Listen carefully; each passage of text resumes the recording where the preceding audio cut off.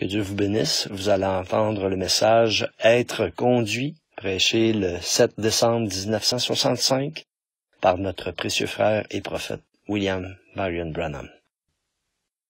Merci, frère Williams. Je salue frère Salano et son épouse, ainsi que tous les délégués qui assistent à ce banquet ce soir. C'est vraiment un grand privilège d'être ici.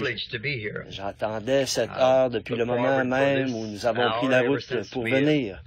Je veux remercier cette dame. Je n'arrive pas à me rappeler son nom. Billy vient de me dire qu'elle m'a donné une boîte de bonbons de Noël et qu'elle a apporté ça à la voiture il y a quelques instants. Cette sœur, je n'arrive pas à me rappeler son nom. Elle est ici, en Californie. C'était mon premier cadeau de Noël. Donc, je vous en remercie. Maintenant, ce soir, il est, en ce moment, à Tucson, il est 21h10. Mais je pense qu'ici, il n'est que 20h10. Alors, j'ai l'impression que les gens me connaissent comme un prédicateur intarissable. Alors, j'espère... Merci. C'est vraiment... Il y a de gentilles personnes ici. Je vous remercie.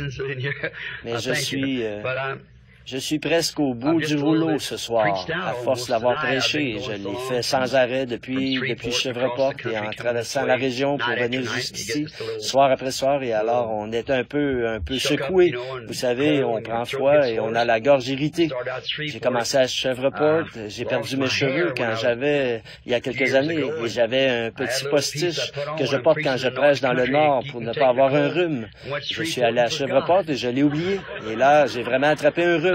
Ces courants d'air qui vous arrivent comme ça, je ne peux pas imaginer. C'est accidentellement que j'ai perdu mes cheveux et la peau est encore délicate. Il suffit que je transpire un petit peu et ma gorge est complètement grise. Il m'a fallu écourter bien des réunions.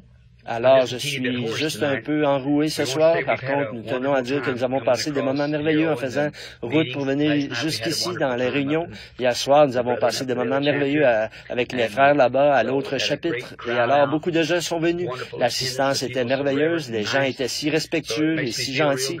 Alors, je me suis vraiment fier de faire partie des hommes d'affaires du plein évangile. Cela a été... J'ai un message qui, je pense, vient de Dieu.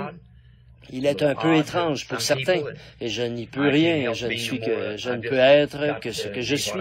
Et je ne fais pas exprès d'être différent des autres. C'est simplement que je vis dans un temps de changement.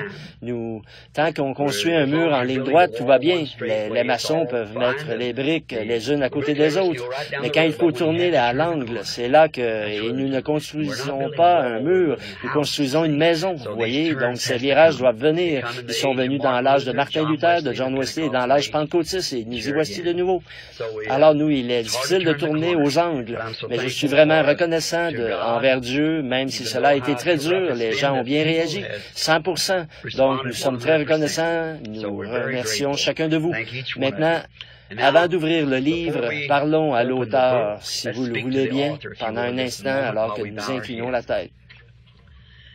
Dieu bien-aimé, nous te sommes reconnaissants ce soir pour le privilège de connaître Jésus-Christ, notre Sauveur, ton Fils, et le pardon gratuit de nos péchés et de savoir que son sang est suffisant, qu'il a couvert tous nos péchés et toutes nos iniquités.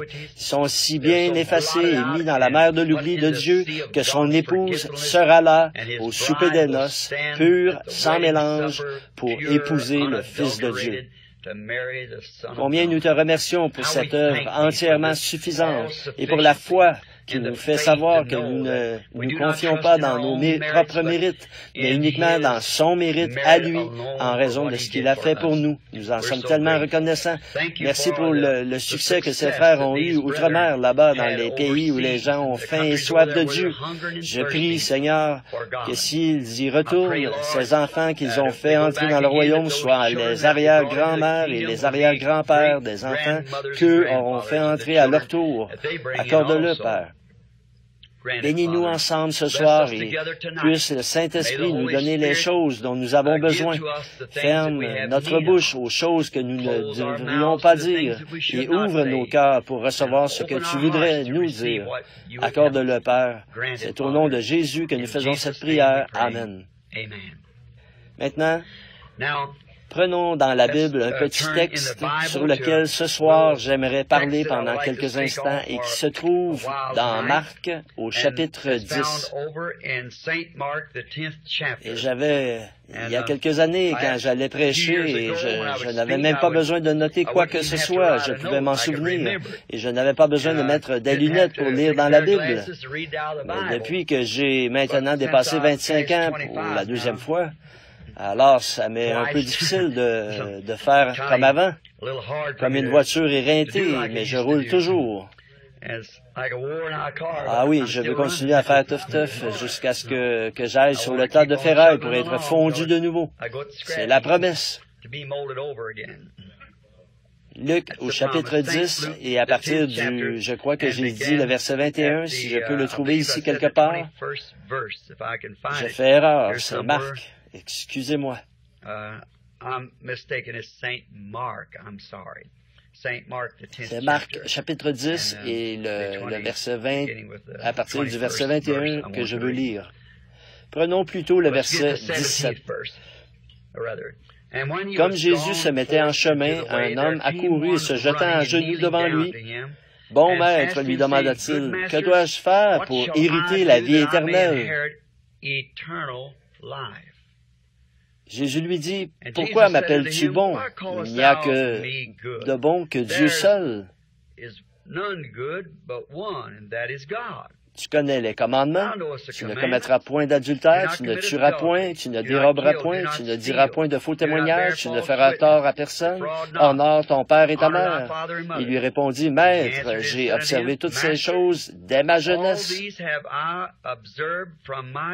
Il lui dit, Jésus l'ayant regardé, l'aima et lui dit, « Il te manque une chose. Va et vends tout ce que tu as, donne-le aux pauvres, et tu auras des trésors dans le ciel. Puis viens et prends ta croix et suis-moi. » Mais affligé de cette parole, cet homme s'en alla tout triste, car il avait de grands biens. Que le Seigneur bénisse la lecture de sa parole. Maintenant, nous allons parler ce soir d'un sujet. Je veux prendre comme texte « Suis-moi » et comme sujet « Être conduit ». Or, c'est étrange, mais j'ai pensé aujourd'hui, pendant que j'étais en prière, que peut-être j'ai pris tellement de temps et chaque soir, je m'en suis tenu au message que j'ai eu et que le Seigneur m'a donné à apporter. J'ai pensé que ce soir, dans ce nouveau chapitre, j'aborderais ceci sous un autre angle. Bien des fois, nous en avons parlé et nous l'avons intitulé « Le jeune homme riche ». Et bon nombre des ministres qui sont ici, mes frères, l'ont sans doute abordé de bien des manières différentes. Et je vais essayer de l'aborder d'une manière différente ce soir, comme je ne l'ai jamais fait. Ce sujet d'être conduit. Ceci, souvenez-vous de ceci, que chacun de nous, les jeunes comme les vieux, pour le tout premier pas que vous avez fait dans votre vie, quelqu'un a dû vous conduire. C'est vrai. Et pour le tout dernier pas que vous ferez, quelqu'un vous conduira. Quelqu'un doit conduire. Dieu nous a comparés à des brebis. Et si quelqu'un s'y connaît dans l'élevage des brebis et dans la nature des brebis, eh bien, vous savez qu'une brebis ne peut pas trouver son chemin toute seule. Il faut qu'on la conduise. Même dans les abattoirs, nous voyons qu'on amène la brebis là et que c'est un bouc qui la conduit sur le lieu d'abattage. Un bouc la conduit jusque-là, puis quand il arrive au bout du couloir, il saute en dehors et la brebis continue tout droit à l'abattage. Donc, nous voyons qu'une brebis ne peut pas trouver son chemin toute seule. Je me souviens d'une expérience que j'ai eue une fois avec une brebis. J'étais garde-chasse dans l'État d'Indiana et j'étais allé sur le terrain et j'ai entendu quelque chose, le cri le plus pitoyable, et c'était un petit agneau qui avait perdu sa maman. Il ne pouvait pas trouver son chemin pour la rejoindre et la mère ne pouvait pas trouver son chemin pour rejoindre le petit agneau. J'ai pris le petit animal dans mes bras, il s'est blotti tranquillement contre moi. J'ai continué à marcher tout en tenant le petit animal dans mes bras. Il avait crié et je l'avais entendu. Il a simplement appuyé sa petite tête tout contre moi et on aurait dit qu'il savait que j'allais l'aider. J'ai pensé, ô rocher des âges, fendu pour moi, soulève-moi dans les bras du Seigneur Jésus, en ayant cette satisfaction de savoir que je vais rentrer à la maison pour être avec mes bien-aimés. J'ai pensé, à la fin de mon voyage de cette vie, emporte-moi simplement dans tes bras, Seigneur, comme ça, en sachant que je serai transporté là-bas, à ce moment-là, de l'autre côté du fleuve, là où il n'y en aura ni chagrin, ni maladie, ni rien, et que je serai avec les bien-aimés que j'ai aimés. Et si vous étudiez la nature, il y a quelque chose de grand dans la nature. Tout ce que je regarde et que Dieu a fait, il est l'auteur de la nature. La nature fonctionne en continuité. Toute la nature fonctionne à peu près de la même manière. Vous remarquerez tout, comme je l'ai dit, je crois hier soir, la nature témoigne de Dieu. Si vous n'aviez jamais eu de Bible, vous pourriez quand même observer la nature et savoir que cette Bible est la vérité. J'ai eu le privilège de faire plusieurs fois le tour du monde. J'ai lu à propos des différentes phases et j'ai vu différentes religions, les Mahométans, et j'ai lu le Coran, et j'ai vu les Sikhs, les Jains, les Mahométans, les bouddhistes, et quoi encore. Mais bien qu'ils aient chacun une philosophie et un livre de credo et un livre de loi, et ainsi de suite. Mais notre Bible est la vérité et notre Dieu est le seul à avoir raison.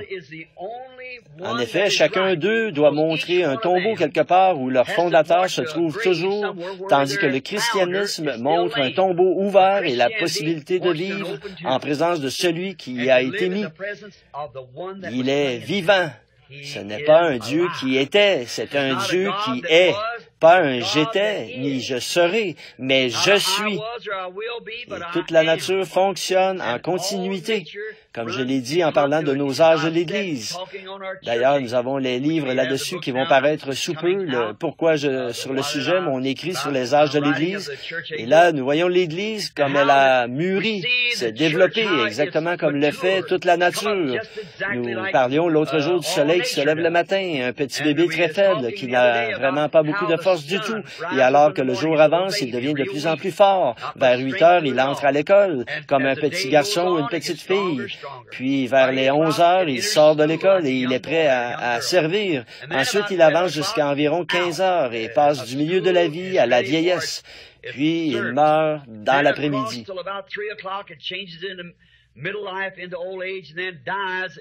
Est-ce la fin du soleil? Non, il revient le lendemain matin pour témoigner qu'il y a une vie, une mort, un ensevelissement, une résurrection.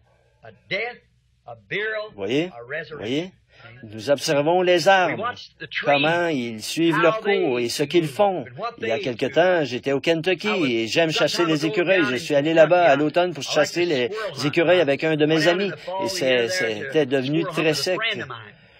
Et toute personne qui a déjà chassé les écureuils gris sait combien il est difficile de les surprendre quand les feuilles écrasées en une, et Houdini n'est qu'un amateur comme virtuose de l'évasion en comparaison de ces petits animaux-là, comme ils peuvent décarper. Et puis, quand on essaie de toucher l'œil en tirant une distance de 50 mètres, il faut bien chasser pour atteindre le nombre autorisé par jour. Donc, M. Wood, un de mes amis, un témoin de Jéhovah converti, était avec moi, et il a dit, je sais où je trouve la ferme d'un homme par ici, où il y a beaucoup de, on appelle ça des vallons. Combien savent ce qu'est un vallon? Eh bien, alors, vous êtes de quelle région du Kentucky? Vous voyez, c'est de là que je viens. Comme ici, il n'y a pas longtemps, dans l'un des chapitres, il faut que je dise ceci à Frère William et aux autres et aux frères. Ils ont dit, nous allons maintenant nous lever et chanter l'hymne national. Et j'ai dit, pour ma vieille patrie du Kentucky. Alors, personne n'a chanté avec moi. Alors, c'était le seul hymne que je connaissais. Donc, nous étions là. Très bien, monsieur. Veuillez prier pour une dame ici qui en ce moment saigne du nez. Prions. Dieu bien-aimé, je te demande, Seigneur, tu es le grand guérisseur, et je demande que ta grâce et ta miséricorde touchent à l'instant cette chère dame et arrête ce sang. Comme les croyants qui se sont assemblés, cette dame est venue ici pour bénéficier de la parole du Seigneur et de la communion avec les gens. Alors je te demande, Seigneur, à l'instant de réprimer l'ennemi et d'arrêter le sang. Au nom de Jésus-Christ. Amen. Et nous le croyons. Poursuivons notre petit récit, juste pour tâter un peu le pouls avant d'aborder directement les quelques notes que j'ai écrites ici, de même que les quelques passages de l'Écriture. Alors il a dit, eh bien, cet homme âgé, nous allons passer le voir. Sur son terrain, il y a beaucoup de vallons. Il a dit, mais c'est un incrédule. Il a dit, il nous chasserait pratiquement un coup de juron si nous allions là-bas. J'ai dit, mais nous n'attraperons pas d'écureuils ici. Ça fait 2 semaines que nous campons. Nous étions sales et nous avions le visage couvert de barbe. Il a dit, eh bien, j'ai dit, allons-y. Alors, nous sommes allés quelques milles plus loin, environ 20 000. J'étais déjà allé quelques fois auparavant dans cette région pour 3 soirs à un lieu campement méthodiste où de grandes choses avaient été accomplies par le Seigneur, où il y avait eu un grand service de guérison parmi les méthodistes. Et alors, nous avons pénétré très loin en franchissant des collines et des vallons et des crêtes. Il faut connaître le Kentucky pour savoir quel genre d'endroit il nous fallait traverser. Et sur ce chemin, nous sommes arrivés à une maison. Et un homme âgé était assis là, 2 hommes âgés étaient assis là, leurs vieux chapeaux cachant partiellement leur visage. Et il a dit, le voilà. Il a dit, c'est un dur à cuire. Il a dit, il a le mot prédicateur en horreur. Il a dit, alors j'ai dit, eh bien, je ferais mieux de rester dans la voiture, sinon on ne pourra pas chasser du tout. J'ai dit, toi, vas-y et demande-lui si on peut chasser. Il est donc sorti, il s'est approché, il leur a parlé, et dans le Kentucky, vous savez, c'est toujours entrez donc et tout, et il s'est donc approché, il a dit, je me demandais si on pourrait chasser un moment sur votre terrain. Cet homme âgé était assis là, il avait environ 75 ans, le jus de tabac dégoulinait de sa bouche, et il a dit, il a craché, il a dit, tu t'appelles comment?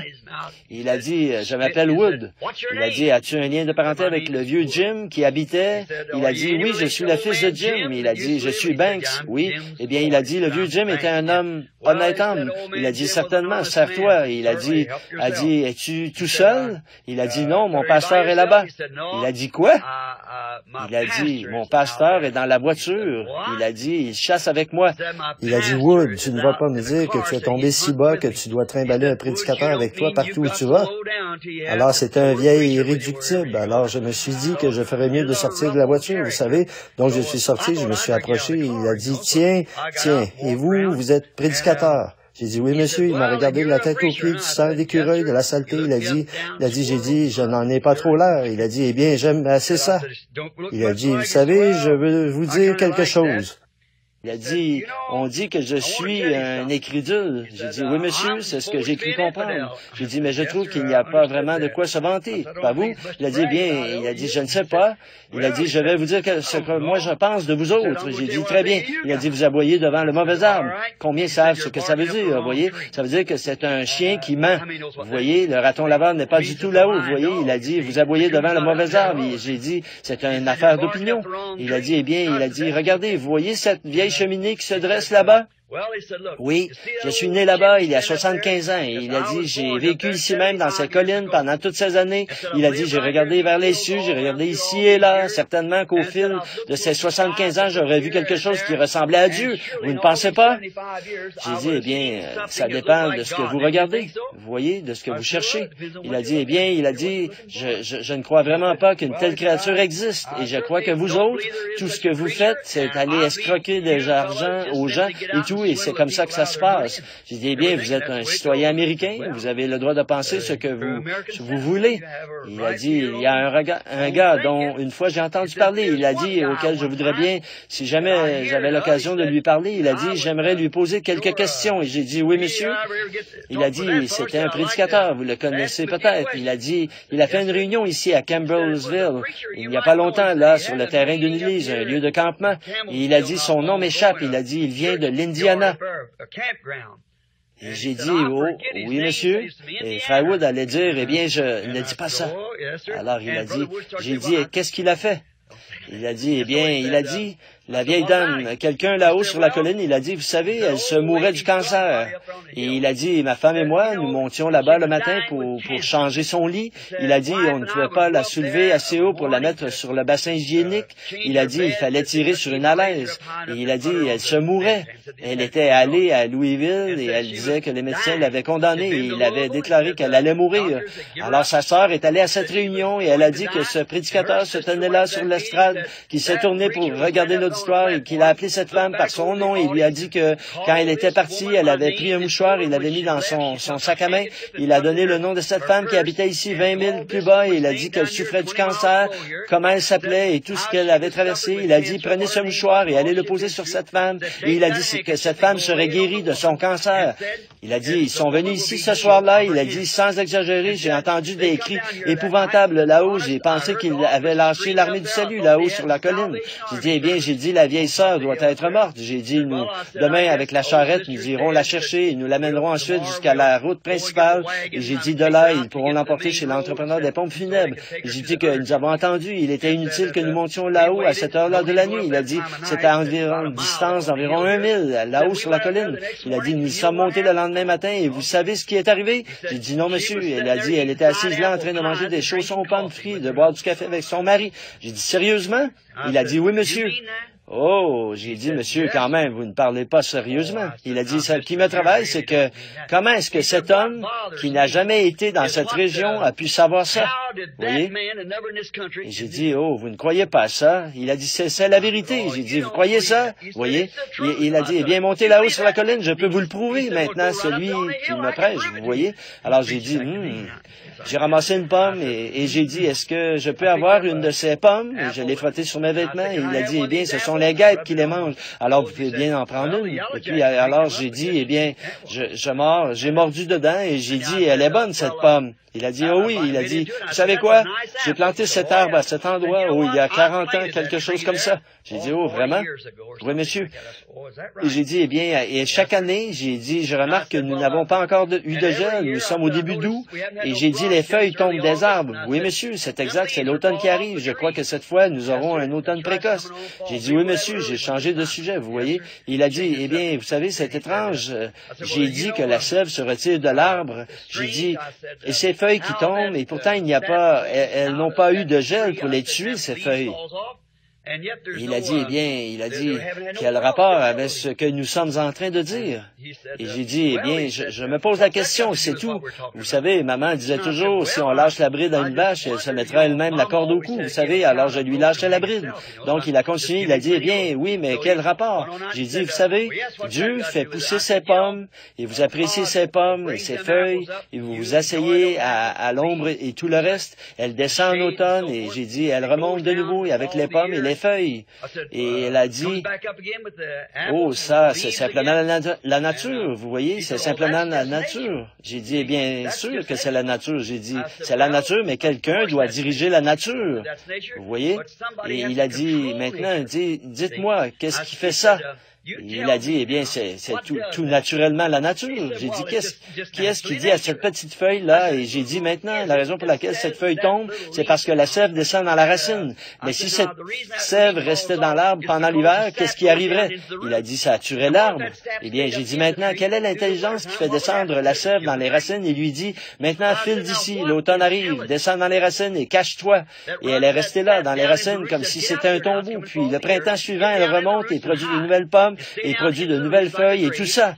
Il a dit, c'est simplement la nature, elle fera ça. Il a dit, le temps, au changement, vous savez, à l'arrivée de l'automne. J'ai dit, mettez un seau d'eau là-bas sur le poteau et regardez si la nature la fait descendre au pied du poteau et la fait remonter. Vous voyez? Eh bien, il a dit, il se pourrait qu'il y ait du vrai dans ce que vous dites. J'ai dit, réfléchissez à ça pendant que nous irons chasser. Il a dit, eh bien, il a dit, chassez où vous voulez. Et j'ai dit, quand je reviendrai, si vous me dites quelle est l'intelligence qui fait descendre cette sève de l'arbre jusque dans les racines et rester là tout l'hiver, puis y revenir l'hiver suivant, je vous dirai que c'est cette même intelligence qui m'a dit ce qu'il en était de cette femme là-bas. Il a dit, vous a dit à vous? J'ai dit, oui, monsieur. Il a dit, vous n'êtes pas ce prédicateur-là. J'ai dit, est-ce que vous reconnaîtriez son nom? Il a dit oui. J'ai dit, Branham. Il a dit, c'est lui. J'ai dit, c'est ça, c'est ça. Vous voyez? Et vous savez quoi? J'ai conduit cet homme âgé à Christ juste là sur la base de son propre témoignage. Et une année plus tard, j'y suis retourné, je suis entré dans la cour avec une voiture qui portait une plaque de l'Indiana. Il avait déménagé, il était décédé. Donc, à mon retour, sa femme était là. Elle voulait vraiment me passer un savon. Je pensais que j'avais la permission de chasser. Elle s'est avancée, elle a dit, vous ne savez pas lire? J'ai dit, oui, madame. Elle a dit, avez-vous vu ces écriteaux qui disent chasse interdite? J'ai dit, oui, madame, mais j'ai dit, j'ai la permission. Vous n'avez pas la permission. Elle a dit, dit, elle a ajouté, ça fait des années qu'on a mis des écriteaux d'interdiction sur cette propriété. J'ai dit, eh bien, sœur, alors, j'ai eu tort, je regrette. Et elle a dit, mais non, vous ne regrettez rien. Vous avez des plaques de l'Indiana et vous vous installez ici, vous êtes vraiment des gens culottés. J'ai dit, est-ce que je pourrais juste vous expliquer? J'ai dit, elle a dit, qui vous a donné la permission? J'ai dit, je ne sais pas, au juste. J'ai dit, c'était un homme âgé qui était assis là sur la galerie quand j'étais ici l'année dernière et nous parlions de Dieu. Vous voyez, elle m'a regardé et elle a dit, êtes-vous frère Branham? J'ai dit, oui, madame. Elle a dit, pardonnez-moi, je ne savais pas qui vous étiez. Elle a dit, je veux vous donner son témoignage. Pendant ces dernières heures, juste avant sa mort, il a levé les mains et il louait Dieu. Elle a dit, il est mort dans la foi chrétienne, elle a été emporté vers Dieu. Vous voyez, s'il se taise, les pierres crieront. Il y a quelque chose dans la nature. Observez les oiseaux, observez les animaux, observez tout ce qu'il y a. Observez bien la nature. Observez la manière de voler de la petite colombe. C'est un oiseau vraiment différent. Vous voyez, il n'a pas de bile, il ne peut pas manger comme le corbeau. Vous voyez, il n'a pas de bile en lui. Il n'a pas besoin de prendre de bain dans l'eau parce qu'il y a quelque chose en lui qui le nettoie de l'intérieur vers l'extérieur. Vous voyez, c'est comme ça qu'est le chrétien. C'est comme ça que Dieu s'est représenté dans une colombe. Vous voyez, parce que, et là, Jésus a été représenté comme un agneau. Dans la nature, vous trouverez toujours Dieu. Et Dieu nous a comparés à des brebis qui doivent être conduites. Avez-vous déjà remarqué ça? J'ai prêché un sermon là-dessus il y a quelque temps, que la colombe est descendue sur l'agneau pour conduire l'agneau et elle l'a conduit à l'abattoir. La colombe. Or, si cet agneau, cette colombe n'aurait jamais pu descendre sur un autre genre d'animal parce qu'il fallait que les deux aient la même nature. Vous voyez, si la colombe s'était posée sur un loup et que celui-ci s'était mis à grogner et à gronder, la colombe se serait envolée. Eh bien, c'est pareil maintenant. À cause de nos mauvaises voies, le Saint-Esprit s'envole tout simplement. Il s'en va. Il faut que ce soit la même nature. L'oiseau des cieux, la colombe, l'animal le plus doux sur la terre, l'agneau, ils peuvent s'accorder. Et quand le Saint-Esprit vient sur nous et qu'il fait de nous de nouvelles créatures, alors il peut nous conduire. Mais si nous essayons de mener le même genre de vie qu'avant, ça ne marchera pas. Ça ne marchera tout simplement pas. Maintenant, probablement que le premier pas que vous avez fait dans votre vie, en parlant d'être conduit, vous l'avez probablement fait en tenant les mains d'une gentille maman. Ces mains sont peut-être immobiles ce soir là-bas, quelque part dans un cimetière, mais c'est cette main qui vous a tenu pour vous permettre de faire votre premier pas. Puis après que maman vous a appris à marcher, vous faisiez quelques pas, vous tombiez, vous vous releviez et vous pensiez que vous faisiez de grandes choses. Ensuite, elle vous a confié à la maîtresse d'école. Et là, elle a commencé à vous conduire pour que vous ayez de l'instruction, comme il faut faire, ce qu'il faut faire et qu'il faut apprendre, et ainsi de suite, comme ça. Puis après que la maîtresse d'école a terminé son travail avec vous, alors vous êtes revenu et c'est votre père qui vous a pris en main. Et là, quand votre père vous a pris en main, il vous a peut-être appris votre métier, comment être un homme d'affaires prospère, comment faire les choses correctement. Votre mère vous a appris à être une ménagère, à cuisiner, et ainsi de suite, comme ça. Puis après qu'ils ont terminé leur travail avec vous, alors votre ministre ou votre prêtre vous a pris en main.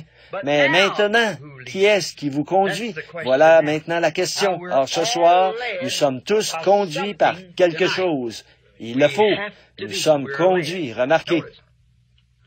Maintenant, regardons ce jeune homme, ce qui l'avait influencé. Regardons ce jeune homme d'affaires, comme nous pourrions l'appeler, parce que c'était un homme d'affaires, c'était un homme qui avait bien réussi. Regardons ses conducteurs. Peut-être que premièrement, sa mère lui avait enseigné quand il était petit garçon les choses qu'il devait faire. Son père avait fait de lui quelqu'un qui avait bien réussi, et peut-être qu'il lui avait laissé un héritage, puisqu'il était lui-même un dirigeant. Peut-être que son père était parti, donc il était un homme d'affaires. Il était appelons-le aujourd'hui, disons, un homme d'affaires chrétien, ou il était un homme d'affaires religieux. Je pense qu'il serait plus approprié de le dire comme ça. Cet homme était religieux, il n'était absolument pas un incrédule. Sa mère lui avait appris à faire ce qui est bien, à marcher, à s'habiller. Son père lui avait appris à monter une grande entreprise et comment être un homme prospère, et son affaire marchait bien. Son père et sa mère avaient été élevés dans l'Église et il l'avait dirigé vers le prêtre. Et le prêtre avait fait de lui un homme très religieux. Par conséquent, c'était un homme très cultivé, c'était un brave garçon qui avait un bon caractère. Si Jésus-Christ, en le regardant, l'a aimé, c'est qu'il y avait quelque chose d'authentique dans ce garçon. C'est vrai, car la Bible dit ici, c'est ce que nous voyons dans Marc, et Jésus l'ayant regardé, l'aima. Oui, Jésus l'ayant regardé, l'aima. Et donc, il devait y avoir quelque chose de vraiment remarquable chez ce jeune homme. Il avait un bon caractère, il était apprécié des gens pour son bon caractère, c'était un homme qui avait été bien élevé, il était intelligent, habile, intellectuel, prospère dans les affaires, et c'était un homme religieux. Il y avait beaucoup de bons côtés qui étaient remarquables à tel point que cela a attiré l'attention de Jésus-Christ, le Sauveur. Mais quand il a été confronté, alors qu'il avait réussi dans toutes ces autres choses, rien n'avait mal tourné, il était parfaitement bien taillé, il était à la hauteur, intelligent, il avait reçu une bonne éducation, il avait eu du succès, il était habile, c'était un bon homme d'affaires qui faisait probablement partie d'un groupe d'hommes d'affaires quelque part là-bas, en Palestine. Peut-être qu'il faisait partie d'une association d'hommes d'affaires comme ce que nous avons ici ce soir. Sans doute que oui. Parce que les hommes d'affaires ont toujours eu de la communion entre eux, les uns avec les autres. En effet, c'est comme les oiseaux d'un même plumage. Ils ont des choses à discuter. Et si les hommes religieux ils ne peuvent pas parler de l'homme qui est le patron du bar et de eux ensemble parce qu'ils n'ont rien en commun, il faut que nous ayons des choses en commun. Alors, les chrétiens ont des choses en commun avec les chrétiens. Les pécheurs ont des choses en commun avec les pécheurs. Et les associations, quelles qu'elles soient, elles ont des choses en commun. Et ce jeune garçon faisait probablement partie d'une association d'hommes d'affaires. Il était aussi religieux qu'on peut l'être, parce qu'à Jésus qui le questionnait, il a dit, « J'ai observé ses commandements, je les ai tous observés dès ma jeunesse. » C'est vrai. Vous voyez, il avait été bien élevé, bien enseigné et tout. Mais quand il a été confronté à l'idée de la vie éternelle, maintenant je veux vous faire remarquer que malgré toutes les qualités qui le caractérisaient, il savait pourtant qu'il ne possédait pas la vie éternelle. Or, toutes nos associations, notre Église, notre qualité de membre et les choses qui nous sont tellement chères, nos associations américaines et tout, c'est très bien. On ne peut rien dire contre ça. Et notre association des hommes d'affaires chrétiens ici, c'est quelque chose de formidable, qui a été pour moi une porte ouverte sur mes idées interdénominationnelles, que nous sommes chrétiens. Il n'y a personne, pas une seule dénomination qui puisse prétendre avoir des droits sur nous, sur un vrai chrétien, parce que vous appartenez à Dieu, les dénominations de fabrication humaine, tandis que le christianisme est envoyé du ciel. Mais bien que nous ayons toutes ces choses, aussi bonnes soient-elles, de bonnes choses comme nous rassembler, avoir de bonnes réunions, de bonnes relations sociales entre nous, pourtant, tous, nous sommes confrontés à la vie éternelle. Et peu importe combien nous avons réussi dans les affaires, combien nous avons réussi et quels bons membres d'Église nous sommes, combien nous travaillons et combien nous nous efforçons de faire les choses correctement, pourtant, si ce n'est pas fait en suivant la bonne voie, c'est de rendre un culte à Dieu en vain. Jésus a classé ça de la même manière. Je m'arrête ici un instant. Il a dit, « C'est en vain que vous me rendez un culte en enseignant comme doctrine des commandements d'hommes. » Maintenant, réfléchissez, un culte sincère, honnête, avec une sincérité qui vient du cœur envers Dieu et que ce soit quand même en vain. C'est comme ça que cela a commencé avec Caïn au Jardin d'Éden, un culte sincère, mais qui a été rejeté. Très religieux, mais quand même rejeté. À Chevreport, la semaine dernière, il y a 2 semaines, à une réunion des hommes d'affaires, à un petit déjeuner là-bas, alors que plusieurs centaines de personnes s'étaient rassemblées, j'ai pris 2h30 pour parler de rendre un service à Dieu sans que ce soit la volonté de Dieu. Or ça peut sembler bizarre, seulement voilà. Nous devons nous canaliser, entrer dans le canal pourvu par Dieu et dans la manière de Dieu de faire les choses. Peu importe combien nous pensons que c'est bien, il faut que ce soit selon la parole du Seigneur. Sinon, c'est en vain. Caïn a adoré, mais ce n'était pas selon la parole du Seigneur. Les pharisiens ont adoré, mais pas selon la parole du Seigneur. Et dans ce message particulier que j'ai adressé aux hommes d'affaires, j'ai enseigné ceci. David, il voulait rendre un service au Seigneur. Il avait raison dans ce qu'il a dit. Il a dit, est-il juste que l'arche de l'Éternel soit là-bas? Amenons-la ici. Du temps du roi, de l'autre roi auquel il avait succédé, il a dit, ce n'est pas juste. Ils n'ont jamais consulté l'Éternel au moyen de l'arche, mais c'est ce que nous devons faire. Eh bien, c'est exact. C'est ce qu'il aurait dû faire. Il a dit, il faudrait que nous allions chercher l'arche, alors nous pourrons consulter l'Éternel. Et c'est vrai, elle se trouvait dans l'autre pays. Il a dit, il faut que nous l'amenions ici, que nous l'amenions ici, que nous la mettions dans notre maison ici, que nous adorions l'Éternel. Maintenant, remarquez, il a utilisé le mauvais canal pour le faire. Il a consulté les chefs de 50, de 100 et de 1000. Ils ont tous été consultés, chacun d'eux. Ils voyaient que c'était la volonté du Seigneur, de toute apparence, que c'était la parole du Seigneur. La parole du Seigneur, parfois, il faut la placer au bon endroit. Sinon, ce n'est pas la volonté du Seigneur. Voyez? Maintenant, laissez pénétrer cela profondément et vous aurez une idée générale de ce que je cherche à dire. Je ne veux pas que l'Église suive les traces de l'Angleterre, ce qu'on a vu là-bas, des hommes aux cheveux longs, le visage fardé, des pervertis. Nous ne voulons pas ça. Peu importe combien ça peut avoir l'air religieux et tous les chants religieux qu'Elvis Presley peut chanter, il est quand même un démon. Je ne suis pas juge, mais c'est à leurs fruits qu'on les reconnaît, voyez. Il est pentecôtiste, mais ça ne change absolument rien, ça. Vous voyez, vos fruits rendent témoignage de ce que vous êtes. L'Esprit aura beau venir sur lui, il pourra parler en langue, il pourrait pousser des cris, il pourrait guérir le malade. Jésus a dit, plusieurs d'entre eux viendront à moi en ce jour-là, ils diront, Seigneur, n'ai-je pas fait ceci et cela? Et je dirai, retirez-vous de moi, vous qui commettez l'iniquité, je ne vous ai même jamais connu. Voyez, nous devons être de vrais, d'authentiques chrétiens, et la seule manière pour nous d'y arriver, c'est de faire face à cette question ici de la vie éternelle. Il n'y a qu'une seule forme de vie éternelle et elle vient de Dieu et il a prédestiné chaque créature qui allait un jour l'avoir. Tout comme vous étiez un gène dans votre Père, vous étiez un gène en Dieu, un de ses attributs, dès le départ. Sinon, vous n'y serez jamais. Vous êtes apparu dans le terrain d'ensemencement de votre mère. Votre père ne vous connaissait pas, vous étiez dans ses reins. Et quand vous êtes apparu dans le terrain d'ensemencement de la mère, alors vous êtes devenu un être humain. Vous avez été fait à l'image de votre père. Maintenant, vous pouvez être en communion avec lui. Et c'est la même chose avec Dieu. Si vous avez la vie éternelle, la vie avec laquelle vous arrivez, la vie naturelle, la vie physique, celle-là venait de votre père. Et le seul moyen pour vous de naître de nouveau, le seul moyen, c'est qu'il faut que ça vienne de votre Père céleste, de ses attributs. Tout ce que le Père m'a donné viendra en moi. Voyez? Vous êtes ici parce que votre nom a été placé dans le livre de vie de l'agneau avant même qu'il y ait eu une fondation du monde. C'est tout à fait vrai. Vous êtes un gène spirituel qui vient de votre Père céleste, une partie de la parole de Dieu. S'il en est ainsi, comme je l'ai dit, alors vous étiez avec Jésus quand il était ici, parce qu'il était la parole. Vous avez souffert avec lui, vous êtes mort avec lui, vous avez été enseveli avec lui, vous êtes ressuscité avec lui, et maintenant vous êtes assis dans les lieux célestes en lui. Remarquez, David pensait que tout allait bien. Il a consulté tous ces gens, et tous, ils se sont mis à danser, à jubiler, à pousser des cris. Ils ont accompli toutes leurs pratiques religieuses, mais néanmoins, ce n'était pas la volonté de Dieu d'aller là-bas et de ramener la parole de Dieu à la maison de Dieu. Mais vous voyez, Dieu toujours, dans tous les âges, a un seul moyen à travers lequel il agit. Sa première décision est sa seule décision parce qu'il est parfait dans ses décisions. Il ne fait jamais rien sans l'avoir d'abord révélé à ses serviteurs, les prophètes. C'est exact. Voilà pourquoi ceci, l'âge de l'Église dans lequel nous vivons, il n'y a aucune Église méthodiste, baptiste, pentecôtiste ou autre qui puisse jamais amener cette Église à être l'épouse.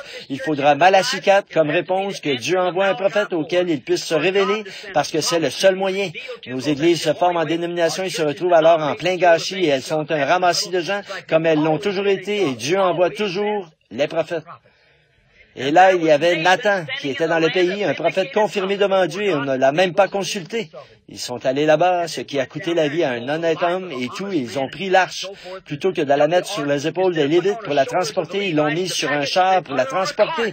Un gâchis total. Vous voyez, si on n'agit pas conformément à la volonté de Dieu et en suivant la voie que Dieu a pourvue pour nous, eux, ils en ont fait toujours un gâchis et ils en dévient pour s'en remettre à une certaine organisation, à une dénomination, à un certain message, et voilà, vous voyez, ça s'est toujours passé comme ça. Et ce garçon, il a été confronté à la même chose. Il était venu là.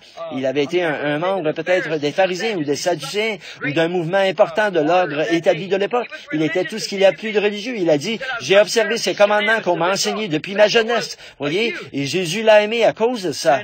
Mais il a refusé d'être guidé. Il a refusé d'accepter d'être vraiment conduit par Jésus-Christ, ce qui lui procurait la vie éternelle.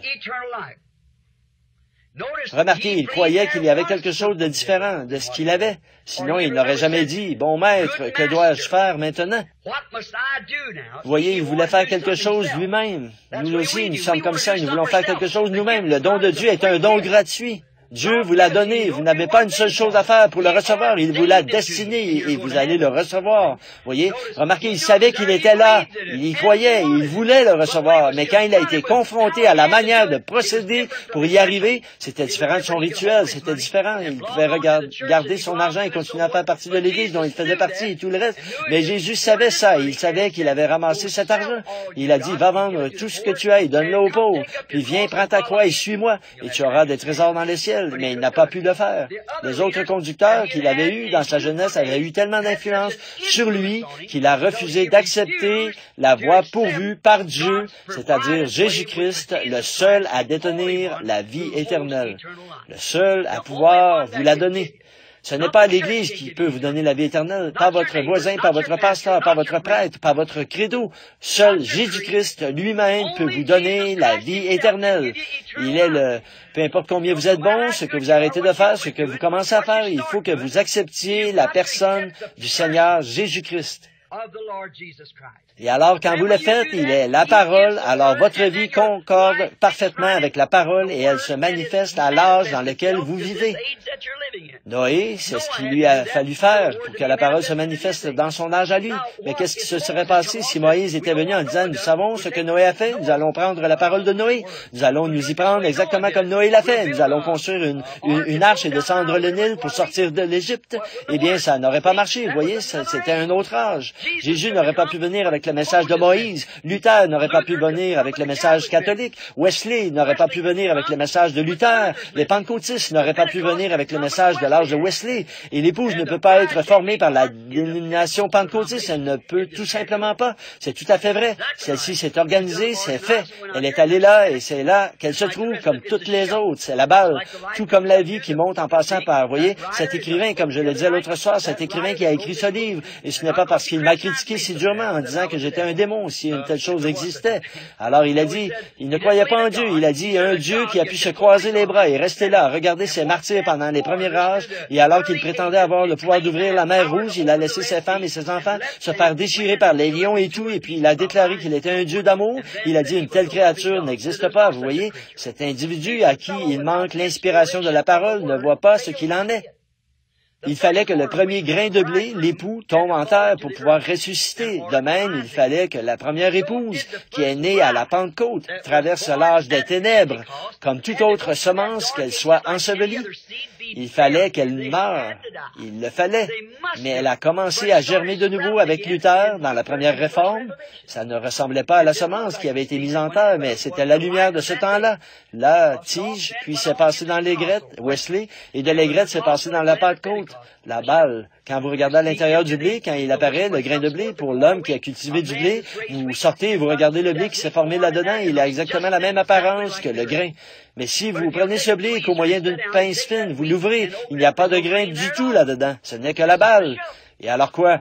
Ça s'est formé là pour tenir le grain. Vous voyez? Là, à un moment donné, la vie a quitté la tige pour entrer dans l'aigrette. Elle a quitté l'aigrette pour entrer dans la balle. Elle quitte la balle et elle entre dans le blé. Il y a 3 étapes à cela. Vous voyez? Ensuite, elle forme le blé en dehors des 3 étapes. Et Luther, Wesley, la Pentecôte. Exactement. Vous voyez, il n'y a pas de doute. On ne peut pas arrêter le cours de la nature. Maintenant, regardez. 3 ans après qu'un message envoyé de Dieu a été proclamé, chaque fois il s'organise. Celui-ci, ça fait 20 ans. Il n'y a pas d'organisation et il n'y en aura pas. Voyez, maintenant il faut que la balle se retire pour permettre au blé de rester en présence du Fils afin qu'il mûrisse le message qui revient directement dans l'Église de nouveau pour former le corps de Jésus-Christ, identique au premier grain originel qui avait été mis en terre. Maintenant, pour voir la vie éternelle, la vie, bien sûr, la tige qui était là, elle a porté la vie. Bien sûr que oui. Mais vous voyez, quand c'est devenu la tige et que celle-ci est arrivée à son terme, à l'organisation, la vie est passée directement en Wesley. Elle est sortie pour entrer directement là. À un moment donné, chacun d'eux, chacune, une grande feuille, ça ne ressemble pas à un grain. Mais quand le petit pollen vient comme sur la balle ou sur la tige, le pollen de l'aigresse, ça ressemble beaucoup au grain. Mais quand on en arrive à la balle, là, on y est presque. Jésus n'a-t-il pas dit que dans les derniers jours, Matthieu 24, 24, les deux seraient tellement proches que ça séduirait même les gènes, les prédestinés, les élus, si c'était possible? C'est presque comme la chose véritable, vous voyez? Donc, dans les derniers jours, maintenant, vous voyez, c'est le temps du blé maintenant. C'est bientôt le temps de la moisson. Ce n'est pas l'âge de Luther, ce n'est pas l'âge de la Pentecôte, c'est l'âge de l'épouse. Quand Moïse a appelé une nation hors d'une nation, Christ, aujourd'hui, appelle une église hors d'une église. Vous voyez, la même chose en type. Il les amène au glorieux pays promis, éternel. Maintenant, de refuser cette personne qui appelle Christ, peu importe que vous soyez pentecôtiste, méthodiste, luthérien, quoi que vous soyez, vous devez, en cet âge, rien contre eux, absolument rien, mais en cet âge-ci, maintenant, vous devez accepter, comme ils l'ont fait dans cet âge-là, la personne de Christ qui est la parole. Au commencement était la parole, et la parole était avec Dieu, et la parole était Dieu, et la parole a été faite chair, et elle a habité parmi nous, le même hier, aujourd'hui et éternellement. Hébreux 13, 8. Voyez-vous, vous devez accepter cette personne-là qui est la vie éternelle. Or, la vie que Luther a eue, c'était la justification. Wesley a eu la sanctification qui s'est ajoutée à cela. La Pentecôte a eu la restauration des dons qui sont revenus, qui se sont ajoutés à cela. Mais maintenant, c'est l'achèvement dans le corps, vous voyez, des trois phases de cela. Et c'est de là, maintenant, quand la résurrection arrivera, la vie qui a vécu dans les luthériens, qui en est sortie, la vie qui a vécu dans les méthodistes et qui en est sortie, la vie qui est entrée dans les pentecôtistes, tout cela sortira du sol et sera enlevé dans le corps de l'épouse pour être emporté devant Jésus-Christ. Gloire à Dieu. Oh, c'est enthousiasmant. C'est la vérité. Nous avons pris un virage. Nous regardons vers le ciel en attendant la venue. La pierre du fait de la pyramide, comme nous pourrions le dire, son retour. L'Église doit ressusciter bientôt et nous devons nous préparer. Et le seul moyen pour vous de le faire, ce n'est pas en disant, eh bien, j'ai fait partie des assemblées, je fais partie des unitaires, des bénitaires ou quoi que ce soit, toutes celles qui sont là, je fais partie de l'Église de Dieu, ça ne veut rien dire du tout. Nos pères ont poussé des cris et dansé, c'est tout à fait bien, c'était leur temps à eux. Mais aujourd'hui, vous êtes confrontés, non pas à l'organisation qu'ils ont faite, mais à la vie qui continue à avancer, c'est-à-dire Jésus-Christ. Ce jeune homme avait fait la même chose. Moïse avait écrit ses commandements. Mais vous voyez, ce même Dieu qui avait écrit les commandements par son prophète, c'est le même qui avait prophétisé qu'un jour viendrait où je susciterai un prophète comme moi. Et tous ceux qui ne l'écouteront pas seront retranchés, ils se retrouveront dans les balles et dans les grettes dénominationnelles. Il faut qu'ils continuent à avancer vers la vie. Et aujourd'hui, ne dites pas, je suis pentecôtiste, je fais partie de ceci, je fais partie de cela. Ça ne veut rien dire, ça. Il faut que vous acceptiez la personne, Christ, la vie éternelle. Tous, nous sommes confrontés à cela. Ne l'oubliez pas. Les autres conducteurs, vous voyez, ils avaient eu tellement d'emprise sur lui. Ils enseignaient à leurs fidèles, eh bien, nous faisons partie de ceci, nous faisons partie de cela. Ils avaient eu tellement d'emprise sur lui, mais combien il est fatal de refuser d'être sous la conduite de la vie éternelle. Or, cette vie est présente ce soir. C'est vrai, le Saint-Esprit est ici, c'est Christ sous forme d'esprit. Son esprit, l'onction, est ici. Un peu de temps et le monde ne me verra plus, cependant vous, vous me verrez, car je serai avec vous et même en vous jusqu'à la consommation, jusqu'à la fin du monde. Il n'y a que Jésus qui peut vous conduire à cette vie éternelle. Aucune église, aucune dénomination, aucun prédicateur, aucun prêtre, ni rien d'autre ne peut vous conduire à elle. Vous devez être conduit par lui. C'est le seul qui peut vous conduire. Pouvez-vous l'imaginer en train de vous conduire en dehors de sa parole qui est lui-même? De plus, s'il est la parole et que vous êtes une partie de lui, ne serez-vous pas une partie de la parole? La parole sur laquelle Dieu veut répandre les eaux du salut aujourd'hui, afin d'établir son identité aujourd'hui, comme les disciples l'avaient identifié, comme Luther, comme Wesley, comme les gens de ces époques-là l'avaient identifié. Ceci est un autre âge. C'est la parole. La parole a déclaré ces choses que nous voyons arriver maintenant. Elles ont été prédites comme devant arriver en cette heure-ci. Alors acceptez Jésus-Christ et laissez-le vous conduire à la vie éternelle. Bien que ce jeune homme soit parvenu à accomplir, il était parvenu à accomplir toutes sortes de bonnes choses à l'école, il avait bien réussi. En bon garçon qu'il était, sans doute qu'il avait été gentil. En tant que vrai père, pour avoir écouté son papa dans les affaires, il avait été un bon garçon, bon envers ses parents, il avait été fidèle à son prêtre, il avait été fidèle à son Église, il avait été fidèle au commandement de Dieu, mais il a perdu la plus grande chose et toutes les autres ne lui ont pas servi à grand-chose quand il a refusé d'être conduit par la vie éternelle, Jésus-Christ. Remarquez, chacun de nous, aujourd'hui, est confronté à cette conduite, comme l'a été ce jeune homme. Nous, peu importe combien nous sommes religieux, il se peut que vous soyez catholique, il se peut que vous soyez baptiste, méthodiste, ou il se peut que vous soyez pentecôtiste, ou quoi que vous soyez, vous êtes confronté à cette même chose ce soir. La vie éternelle, c'est-à-dire accepter Jésus-Christ. Cette occasion nous est donnée. À un moment donné, dans la vie, il nous faut faire face à cette chose, tout comme ce jeune homme l'a fait. En effet, vous êtes un être mortel et il vous a donné l'occasion de choisir. Vous avez le choix. Dieu a fait en sorte que vous puissiez choisir. S'il a donné à Adam et Ève le libre arbitre pour qu'ils puissent choisir, et là, eux ont fait le mauvais choix, vous voyez, il ne peut pas faire plus pour vous qu'il n'a fait pour eux. Il doit vous le donner aussi pour que vous puissiez choisir ou rejeter. Vous avez le choix. Regardons certains de ces choix. Vous avez à faire un choix comme un jeune homme, soit de faire des études ou de ne pas en faire. Vous avez le choix. Vous pouvez vouloir simplement ne pas en faire. Vous pouvez simplement refuser. Vous allez faire un choix quant à votre comportement. Je vais blesser un petit peu ici. Vous voyez, vous pouvez sortir et laisser vos cheveux pousser à être un beetle de ces espèces d'ignorants. Ou vous, les femmes, vous pouvez ressembler à un être humain convenable. Ou vous pouvez être une de ces créatures bizarres que nous avons là-dehors, qui ont plein de bleu sur les yeux et ces coiffeurs qui donnent un air d'hydrocéphale et toutes ces choses qui sont en opposition totale avec la parole de Dieu, qui vont absolument à l'encontre. On ne peut même pas présenter, on ne pourrait pas présenter de prière qui soit acceptée. C'est la vérité. C'est tout à fait exact. C'est ce que la Bible dit. Mais qu'est-ce qui vous est arrivé, Église? Vous avez tellement regardé la télévision, tellement vu de choses du monde. C'est tellement facile pour votre vieille nature d'Adam de se laisser entraîner là-dedans, de faire comme les autres. Permettez-moi de répéter encore ceci. Au moment du pain cachère, de l'offrande, de l'expiation à l'époque de Moïse, quand Moïse a fait sortir les enfants pendant 7 jours, il ne devait y avoir aucun levain parmi le peuple. Tout le monde sait ça dans Exode. Il ne se trouvera point de levain dans votre camp pendant 7 jours. Ces 7 jours représentaient l'ensemble des 7 âges de l'Église, voyez? Pas de levain. Alors, qu'est-ce que c'est? Pas de credo, rien du monde. Jésus a dit, si vous aimez le monde ou les choses du monde, l'amour de Dieu n'est même pas en vous. Voyez, et nous essayons de mélanger ces choses. Vous ne pouvez pas faire ça. Vous devez en venir à croire une seule chose. Ou bien vous allez croire Dieu, ou bien vous allez croire votre Église, ou bien vous allez croire le monde. Vous ne pouvez pas mélanger tout ça. Et vous ne pouvez pas rester attaché à ces vieilles choses auxquelles l'Église d'avant s'était attachée. Vous devez accepter le message de l'heure. Il a dit, ce qui reste, ne le gardez pas jusqu'au matin, et que ça se retrouve dans cet autre âge. Brûlez-le dans le feu.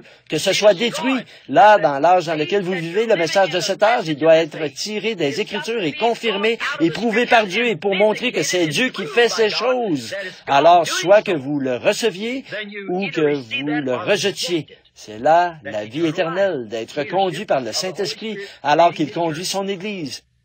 Nous pourrions nous attarder longtemps là-dessus, mais avançons, continuons simplement à avancer. Le choix, quant à votre comportement, vous ne pourriez pas mélanger ça. Vous êtes soit pour Dieu, soit contre Dieu. Et l'expression extérieure montre exactement ce qu'il y a à l'intérieur. Voyez, le gratteron. Beaucoup d'entre vous pensent, j'ai le baptême du Saint-Esprit, je vais au ciel. Ça ne veut pas dire du tout que vous allez au ciel. Non, monsieur. Vous pouvez avoir le baptême du Saint-Esprit chaque heure de votre vie et être quand même perdu et aller en enfer. La Bible le dit. Oui, c'est tout à fait exact.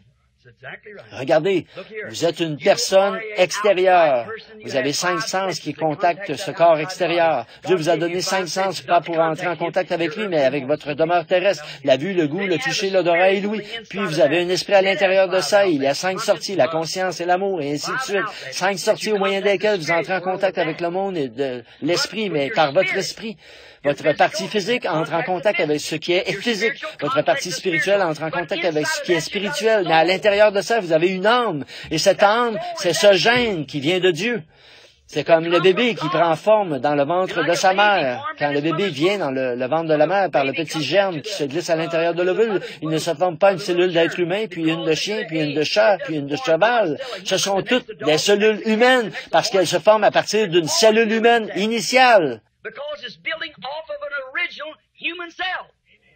Et une fois qu'un homme est né de nouveau par la parole de Dieu, prédestiné à la vie éternelle, ce qu'on appelle les élus, alors ce sera parole de Dieu sur parole, parole sur parole, pas un credo dénominationnel et ensuite une parole, puis un credo, ça ne marchera pas. Vous ne pouvez pas avoir de levain là-dedans. Il n'y a qu'une seule vie éternelle, Jésus-Christ, la parole. Au commencement était la parole, et la parole était avec Dieu, et la parole était Dieu, et la parole a été faite chair, et elle a habité parmi nous. Mes amis, vous pourvoyez aux besoins de mes enfants, vous m'envoyez apporter le message sur les champs missionnaires du monde. Je me dois d'être sincère avec vous. Ce que je suis en train de regarder, peut-être que vous ne le voyez pas. C'est pour ça que je suis ici, pour essayer de vous dire ce qu'il en est. Ce n'est pas parce que je n'aime pas les gens, c'est parce que j'aime vraiment les gens. C'est correctif.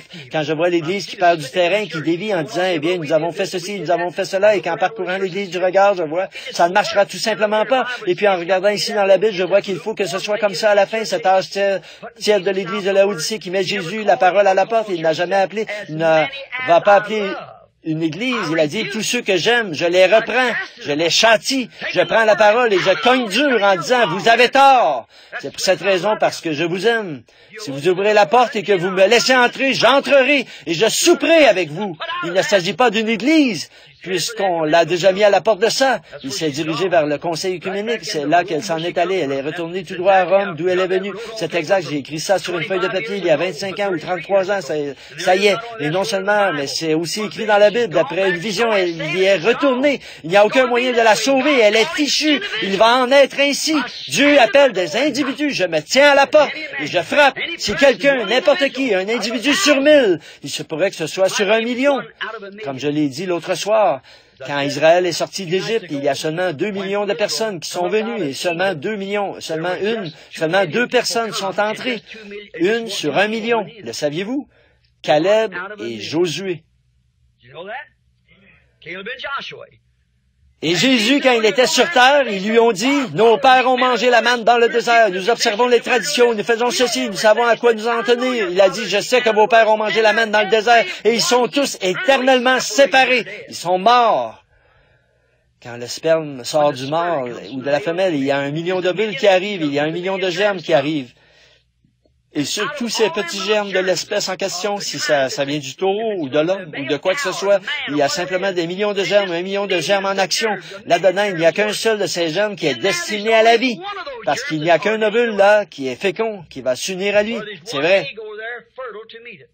Il ne s'unira qu'à un seul ovule, tout comme ce corps qui est ici et le germe qui vient de Dieu. Voyez, observez ce petit germe qui s'avance parmi tous ces autres germes, qui les contourne en se tortillant, qui les dépasse, qui va par là trouver cet ovule fécond, et il se glisse à l'intérieur et tous les autres meurent. Et si c'était la même chose pour l'Église aujourd'hui, 1 sur 1 million, vous voyez où elle en serait?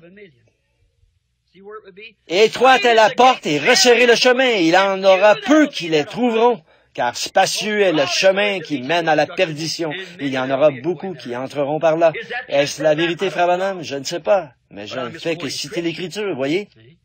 Donc, vous êtes destiné à la vie. Vous voyez ce qu'il en est si vous êtes destiné à le voir. Si vous n'êtes pas destiné à le voir, vous ne le verrez pas. Il a dit, ils ont des yeux, mais ils ne peuvent pas voir, des oreilles, mais ils ne peuvent pas entendre. Combien vous devriez être reconnaissant à l'Église? Combien vous devriez vous corriger de ces choses? Combien vous devriez brûler d'ardeur pour Dieu? Parce que vos yeux voient ce que vous voyez, que vos oreilles entendent les choses que vous voyez. Être conduit. Pourquoi êtes-vous venu ici ce soir? Entendre un message comme celui-ci? Je suis étiqueté comme fanatique par les églises dans le monde entier. Pourquoi êtes-vous venu? Le Saint-Esprit vous a conduit ici, voyez, pour écouter. circonciser, retrancher les choses du monde, accepter d'être conduit par Jésus-Christ, sinon vous périrez aussi sûr que 2 et 2 font 4. Vous avez à faire un choix, votre comportement, la manière dont vous vous comportez, c'est votre affaire. Vous avez à faire votre choix, une épouse, votre épouse, vous allez prendre quelqu'un pour épouse, vous voulez prendre une épouse, vous voulez en prendre une qui soit complémentaire à ce que vous voulez, vous prévoyez que sera votre futur foyer. Pouvez-vous imaginer qu'un homme, un chrétien, aille prendre pour épouse une de ces riquetas modernes? Pouvez-vous imaginer ça? Qu'est-ce que cet homme a en tête? Quelle sorte de foyer aura-t-il s'il épouse une stripteaseuse, une fille de musical ramassée ici dans la rue, une vulgaire prostituée? Oh, vous dites une minute là. Comment s'habille-t-elle? Voyez, si elle porte des shorts et des choses comme ça, c'est une vulgaire prostituée. Oh, vous dites, voyons, frère Branham, ces espèces de petites jupes serrées, on dirait que vous avez été moulé dedans. Une vulgaire prostituée. Jésus a dit, quiconque regarde une femme pour la convoiter a commis un adultère avec elle dans son cœur. Alors, il devra répondre de cela. Et elle, qu'est-ce qu'elle a fait? Elle a exhibé sa personne. Qui est coupable? Pensez-y. Vous dites, ils ne font pas d'autres vêtements, ils ont du tissu et des machines à coudre, il n'y a aucune excuse. Non, c'est exact. Maintenant, je ne veux pas vous blesser. Et ceci n'est pas une plaisanterie. C'est ainsi dit le Seigneur selon les Écritures. C'est tout à fait vrai, mon ami. Je suis un homme âgé, je ne vais pas rester encore longtemps ici, mais je dois vous dire la vérité. Même si ceci devait être mon dernier message, c'est la vérité, voyez. Ne faites pas ça, sœur. Ne faites pas ça, frère. Et vous qui vous accrochez à un credo, alors que vous savez que la parole de Dieu est confirmée juste devant vous, le baptême du Saint-Esprit et ces réalités que nous avons aujourd'hui, et là, à cause de votre credo, vous vous en détournez. Comment pouvez-vous être un fils de Dieu et nier la parole de Dieu qui a été prédite pour ces derniers jours où nous vivons? Comment pouvez-vous faire ça? Comment la Bible peut-elle appeler, comme ce que je racontais hier soir, cette histoire au sujet d'un roi dans le sud, d'un jour à l'époque où on vendait les gens de couleur comme esclaves? Eh bien, eux, c'était comme dans un commerce de voitures d'occasion où on vous remettait un acte de vente pour eux. Et ça m'avait beaucoup frappé quelque part. Un jour, j'ai lu qu'un marchand était passé par là, en acheter quelques-uns. Il a dit, alors, bon, j'aimerais. Il était triste, il fallait leur donner le fouet pour qu'ils travaillent parce qu'ils étaient loin de chez eux. On les avait vendus comme esclaves et ils étaient dans un pays étranger dont ils ne connaissaient rien. Ils n'avaient plus jamais rentré chez eux. Il était triste, il fallait leur donner le fouet pour qu'ils travaillent. Mais donc, ce marchand était passé dans une certaine plantation. Il y avait là un jeune homme qui bombait le torse et qui gardait son menton relevé. Et lui, on n'avait pas besoin de lui donner le fouet. Il était courageux, il aidait les autres à garder le moral. Le marchand a dit, je vais acheter celui-là. Il a dit, il n'est pas à vendre. Vous ne vous achèterez pas celui-là parce qu'il n'est pas à vendre. Eh bien, qu'est-ce qui le rend celui-là si différent? Il a dit, est-ce qu'il est le chef des autres? Non. Est-ce que vous lui donnez autre chose à manger qu'aux autres? Non. C'est un esclave, il mange là-bas à la cantine avec les autres. Qu'est-ce qui le rend si différent? Je me suis moi-même posé la question jusqu'à ce que je trouve. Là-bas en Afrique, d'où ils viennent, là où les Boers les ont achetés pour ensuite les amener ici et les vendre comme esclaves, là-bas son père est roi d'une tribu. Et bien qu'il soit un étranger, loin de chez lui, il sait qu'il est un fils de roi et c'est pourquoi il a ce comportement-là. Quelle réprimande pour le christianisme. Nous sommes censés représenter Dieu et la vie éternelle. Il n'y a qu'une forme de vie éternelle, c'est Dieu. Lui seul a la vie éternelle. Et nous sommes son produit parce que nous sommes des gènes de son esprit. Alors nous devrions nous comporter, femmes et hommes, comme la Bible nous dit de le faire. Pas comme des Jézabel de la rue et des Ricky de l'organisation, mais comme des gentlemen chrétiens, des fils et des filles de Dieu, nés de l'Esprit de Dieu, manifestant la lumière dans notre temps et la répandant. C'est tout à fait vrai. Oh, combien nous sommes éloignés de cela. Pourquoi? Même chose que ce garçon ici, il a rejeté, il a refusé la vie éternelle parce que cela lui coûterait son rang social, cela lui coûterait le luxe que lui procurait son argent, cela lui coûterait sa communion dans l'Église, cela lui coûterait beaucoup de choses. Il savait que cela allait lui coûter. C'était un garçon sensé et il a estimé qu'il ne pouvait pas payer ce prix. Par contre, il s'est dit, je vais me fier à ma religion et continuer comme ça. Mais au fond de son cœur, il savait qu'il y avait chez Jésus-Christ quelque chose de différent des sacrificateurs de ce temps-là. Et tout message qui arrive, un message authentique, né de Dieu, est différent de la vieille tendance. Quand la guérison divine est apparue il n'y a pas longtemps, avez-vous remarqué les imitateurs qui ont suivi?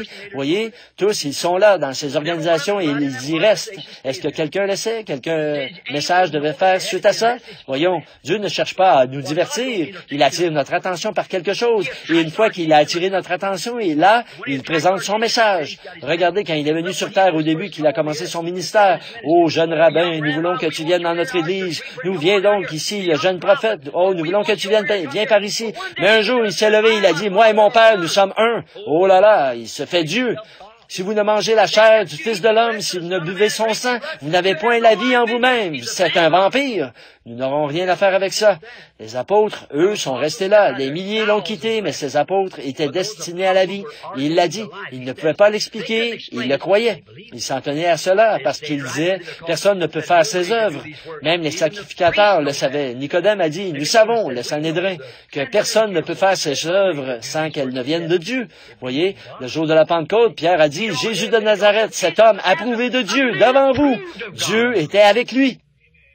Regardez dans les Écritures ce que les Écritures avaient dit qu'il allait faire. Jésus a dit, sondez les Écritures. En elles, vous pensez avoir la vie éternelle. Ce sont elles qui rendent témoignage de moi. Si vous aviez connu Moïse, vous m'auriez connu, car Moïse a écrit que je viendrai. Et sous quelle forme je viendrai? Il est venu comme Fils de l'homme. Il vient sous 3 noms. En tant que Dieu, 3 comme Père, Fils et Saint-Esprit. Le même Dieu. Ce sont 3 attributs. Bon, il y a aussi la justification, la sanctification, Luther, Martin et les pentecôtistes. Même chose, 3 attributs, 3 étapes, 3 âges de l'Église. Même chose, l'eau, le sang et l'esprit. Oh, à mesure que vous avancez, ce sont les 3 éléments qui vous ramènent dans le corps. Ils vous amènent comme dans votre naissance naturelle, qui est un type de votre naissance spirituelle. Quand le bébé naît, ce qu'il y a en premier, c'est l'eau, puis le sang et ensuite la vie. C'est de cette manière que vous entrez dans le royaume de Dieu, de la même manière, voyez. C'est de cette manière que l'Église entre de la même manière. Même chose. Maintenant, remarquez, par ces 3 choses, Dieu a forme son corps. Donc, nous voyons ici que vous avez le droit de choisir. Vous choisissez la jeune fille que vous voulez épouser. Si elle vous accepte, très bien. Puis une autre chose, vous avez le choix entre vouloir vivre et ne pas vouloir vivre. Vous choisissez maintenant entre la vie et la mort. Vous pouvez vivre. Ce garçon avait ce choix. Il avait réussi dans toutes les autres choses. C'était un homme religieux, mais il savait que lorsqu'il a dit lui-même, « J'ai observé tous ces commandements dès ma jeunesse », mais il savait qu'il n'avait pas la vie éternelle, voyez. Il avait le choix de l'accepter ou de la refuser, et il l'a rejetée. Voilà l'erreur la plus fatale qu'il ait pu commettre. Tout le reste ne compterait pas. Ça ne compte pas, à moins d'avoir fait ce choix-là. Maintenant, suivons-le, et ce choix qu'il a fait, voyons où cela l'a conduit. Maintenant, voyons où s'est porté son choix. Bon, regardez, c'était un homme riche, c'était un homme d'affaires, c'était un chef, et c'était un homme religieux, tout ça. Aujourd'hui, nous dirions, dis donc, c'est un vrai méthodiste, un baptiste, un pentecôtiste. C'est quelqu'un de très bien, un garçon très sympathique. Il est super. Rien à redire à son sujet, gentil, sympathique, sociable et tout. Rien d'immoral chez lui. Probablement qu'il ne fumait pas, qu'il ne buvait pas, qu'il ne courait pas les spectacles et les soirées dansantes. Et tout ce que nous pourrions dire aujourd'hui de quelqu'un qui est étiqueté comme chrétien. Mais là encore, ce n'est pas ça, la vie éternelle. Ce n'est pas de ça que nous parlons. Peut-être qu'il était fidèle à son Église, tout probable qu'il l'était, mais voyez où cela l'a-t-il conduit? À une grande popularité. Disons, s'il était prédicateur, il aurait pu avoir une meilleure Église, il aurait pu être surveillant général ou évêque. Voyez, cela vous conduit à la popularité, et cela l'a conduit à la richesse et à la gloire.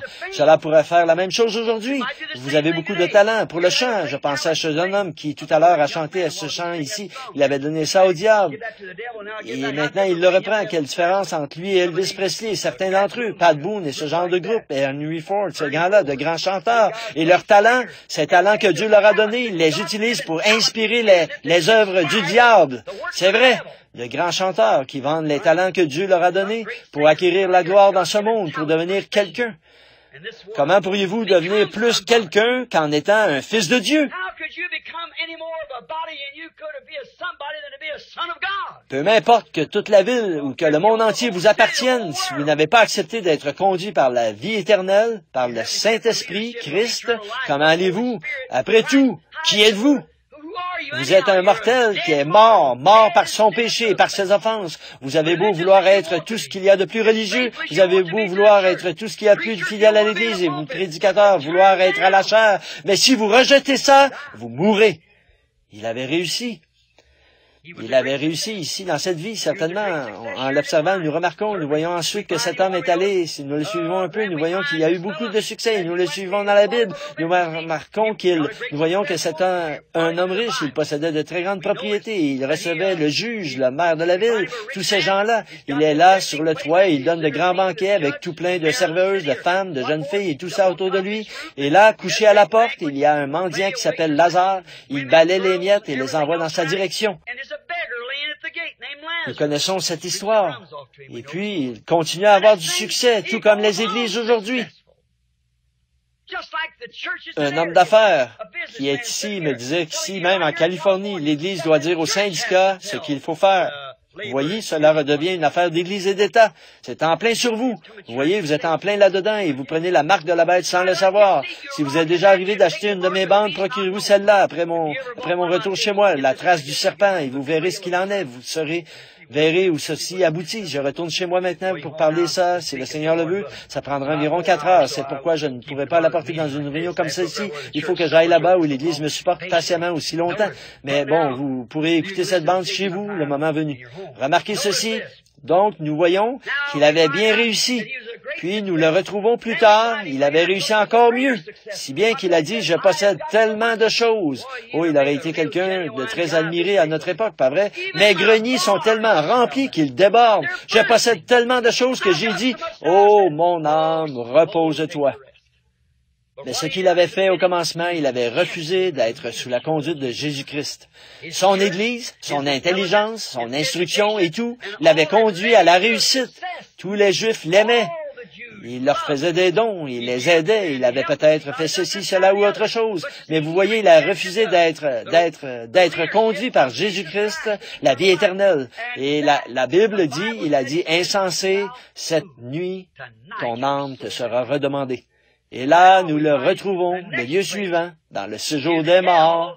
Il a levé les yeux et ce mendiant qu'il avait jeté à la rue, il l'a vu dans le sein d'Abraham. Quelle erreur fatale! Les églises, là, elles avaient bien agi selon la voie qu'elles avaient suivie, mais il reste qu'elles n'avaient toujours pas la vie éternelle. Ça me rappelle un sermon que j'ai prêché il n'y a pas longtemps, le filtre d'un homme qui réfléchit. Peut-être que vous l'avez lu. Je marchais dans les bois, j'étais à la chasse aux écureuils cet automne et j'ai regardé par terre. Bien sûr, je ne peux pas citer le nom de la compagnie de cigarettes. Vous la connaissez. Et là, par terre, se trouvait un paquet de cigarettes. J'ai juste passé à côté, je cherchais dans les bois. J'ai vu ce paquet par terre et j'ai regardé de nouveau. Ça disait le filtre d'un homme qui réfléchit, le goût d'un homme qui fume. Et j'ai simplement repris ma marche dans les bois. Et le Saint-Esprit a dit, fais demi-tour et ramasse-le. J'ai tendu la main et je l'ai ramassé. Le filtre d'un homme qui réfléchit, le goût d'un homme qui fume. J'ai pensé, voici une firme américaine qui vend la mort d'une manière déguisée à ses concitoyens américains. Le filtre d'un homme qui réfléchit et le goût d'un homme qui fume. J'étais à l'exposition internationale alors que Yul Brynner et d'autres étaient là et qu'ils présentaient tous ces tests. Il a pris une cigarette et il l'a aspiré sur un morceau de marbre. Il a essuyé la nicotine et l'a mise sur le dos d'un rat blanc et au bout de 7 jours, il était tellement couvert de cancer qu'il ne pouvait plus marcher. Il disait, vous savez, il parle de filtre, il disait, c'est une combine. Avec ça, ils vendent plus de cigarettes. Il faut une certaine quantité de nicotine pour satisfaire ce démon. C'est vrai, et quand vous prenez une cigarette avec filtre, il faut environ 4 cigarettes pour en remplacer une. C'est une combine pour vous vendre plus de cigarettes. Vous ne pouvez pas avoir de fumée sans goudron, et avec le goudron, vous avez le cancer. Vous voyez comment ça se passe?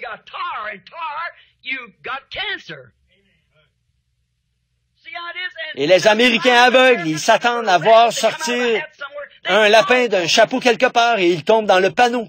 Vous ne pouvez pas avoir ça, c'est la mort. Peu importe de quelle façon vous vous y prenez, c'est la mort de toute façon. Le filtre d'un homme qui réfléchit. Un homme qui réfléchit ne fumerait pas du tout. C'est vrai, s'il réfléchit un temps, soit peu. Eh bien, je me suis dit que ça peut aussi s'appliquer aux églises, voyez. Je me dis, est-ce que Dieu a un filtre? Oui. Et chaque église a un filtre, c'est vrai. Elle filtre ceux qui entrent et elle laisse entrer beaucoup de morts aussi. Comment pourriez-vous arriver à faire passer une dénomination à travers le filtre de Dieu? Comment pourriez-vous le faire?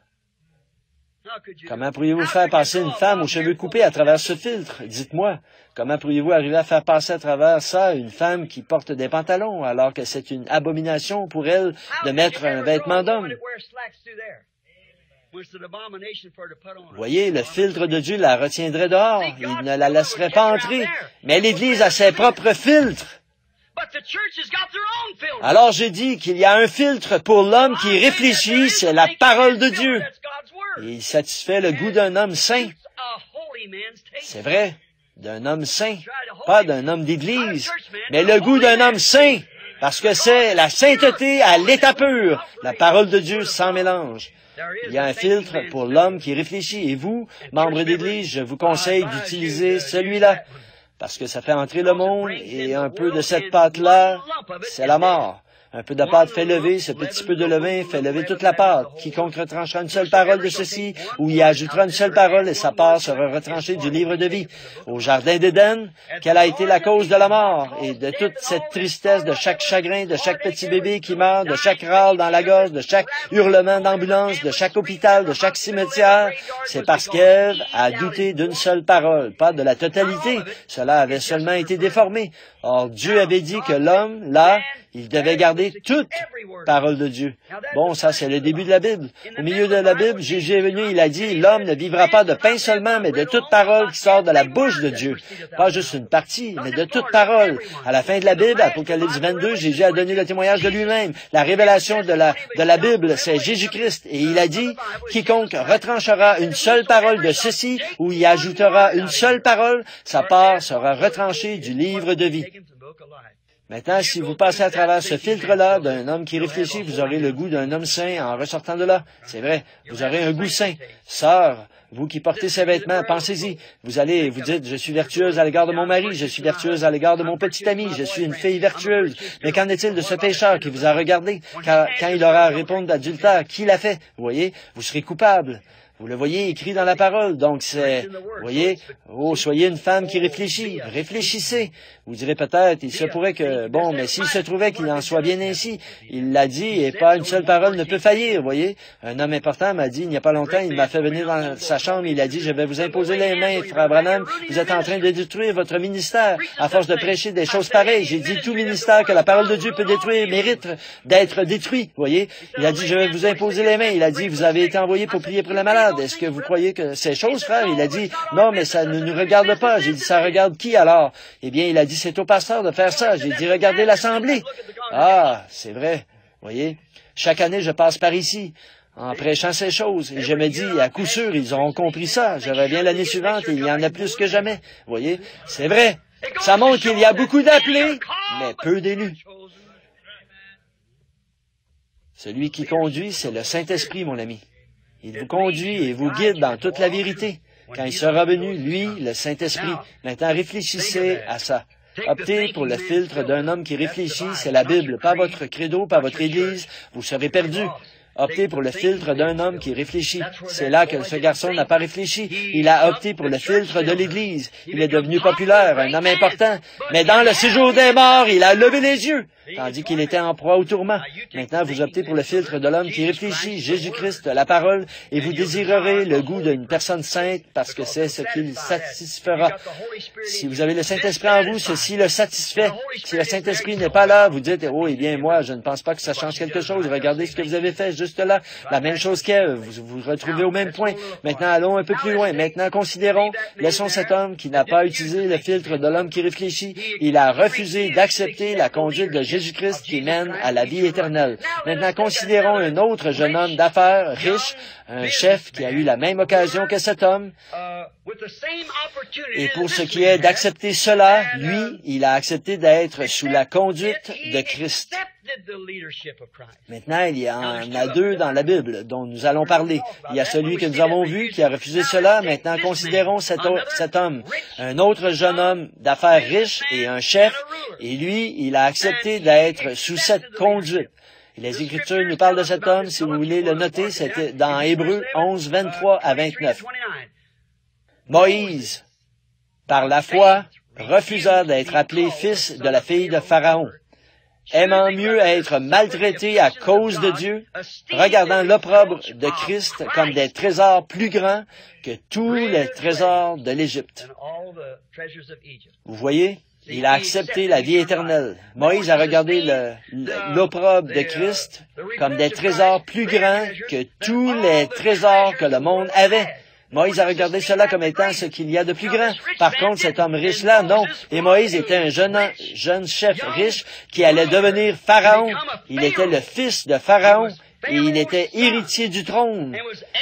Et il a considéré l'impossible, une bande de tripoteurs debout, une bande d'esclaves, mais par la foi, il a vu la promesse de Dieu à travers la parole que son peuple séjournerait dans un pays étranger pendant 400 ans, mais qu'il en sortirait par une main puissante.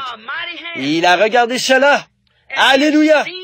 Comme des richesses plus grandes que tous les trésors de l'Égypte, car il a quitté l'Égypte sans savoir où il allait. Il a été conduit par Christ. Et il a quitté. Il avait un pied sur le trône. Il aurait pu être le prochain pharaon en Égypte, mais il a regardé l'opprobre de Christ.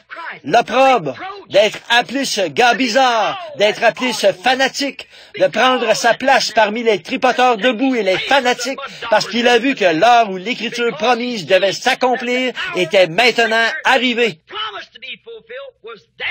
Oh, Église, réveillez-vous! Ne pouvez pas voir la même chose ce soir? L'heure qui a été promise est sur nous.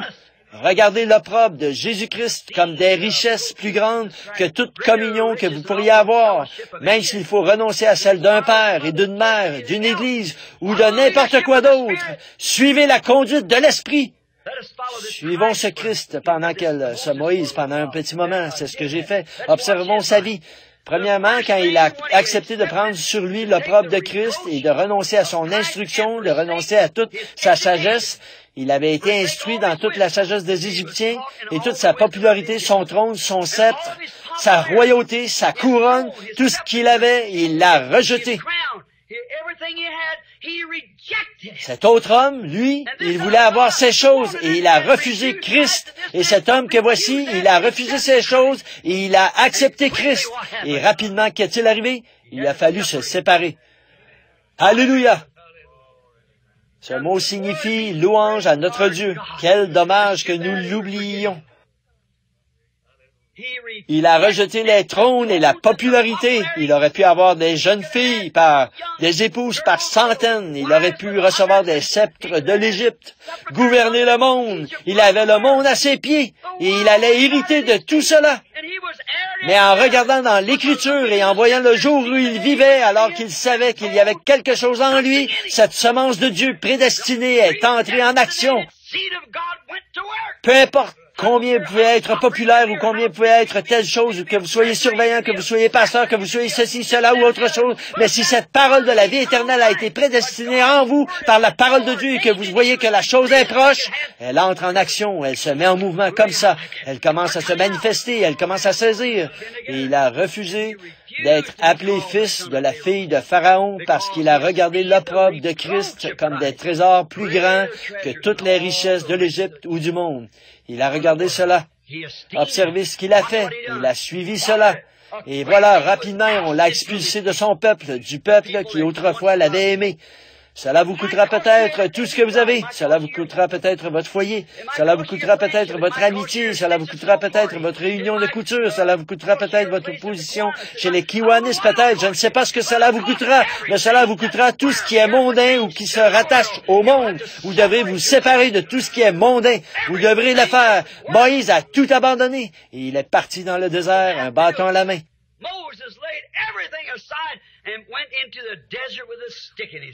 Amen.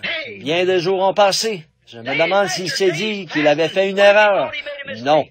Souvent, les gens, au départ, ils disent, « Oh, je vais le faire. Gloire à Dieu, je vois ce qu'il en est. » Il suffit que quelqu'un se moque de lui et le tourne en ridicule et probablement que je me suis trompé. Il a dit, « Ceux qui ne peuvent pas supporter le châtiment sont des enfants bâtards et non des enfants de Dieu. » Vous voyez, c'est l'émotion qui fait qu'il s'emballe. Vous voyez, cette semence dont j'ai parlé il y a quelques instants, cette âme n'était pas là au départ. Il y a eu une onction de l'esprit, celui qui a fait faire toutes sortes de choses. Oh, vous dites, quand votre esprit est loin, vous pouvez, c'est le vrai, l'authentique Saint-Esprit, vous pourriez quand même être un démon. Oh, vous dites, Frère Branham, des faux prophètes. La Bible dit que dans les derniers jours, il y aurait de faux prophètes. Jésus a dit, il s'élèvera de faux Christ, pas de faux Jésus. Ça, personne n'accepterait ça. Mais de faux Christ. Christ signifie ceux qui sont loin, faussement loin. Ils sont loin, mais tout au fond, ils sont faux. Et ils exécutent de grands signes et des prodiges. Ils parlent en langue, ils dansent par l'Esprit. Ils prêchent l'Évangile.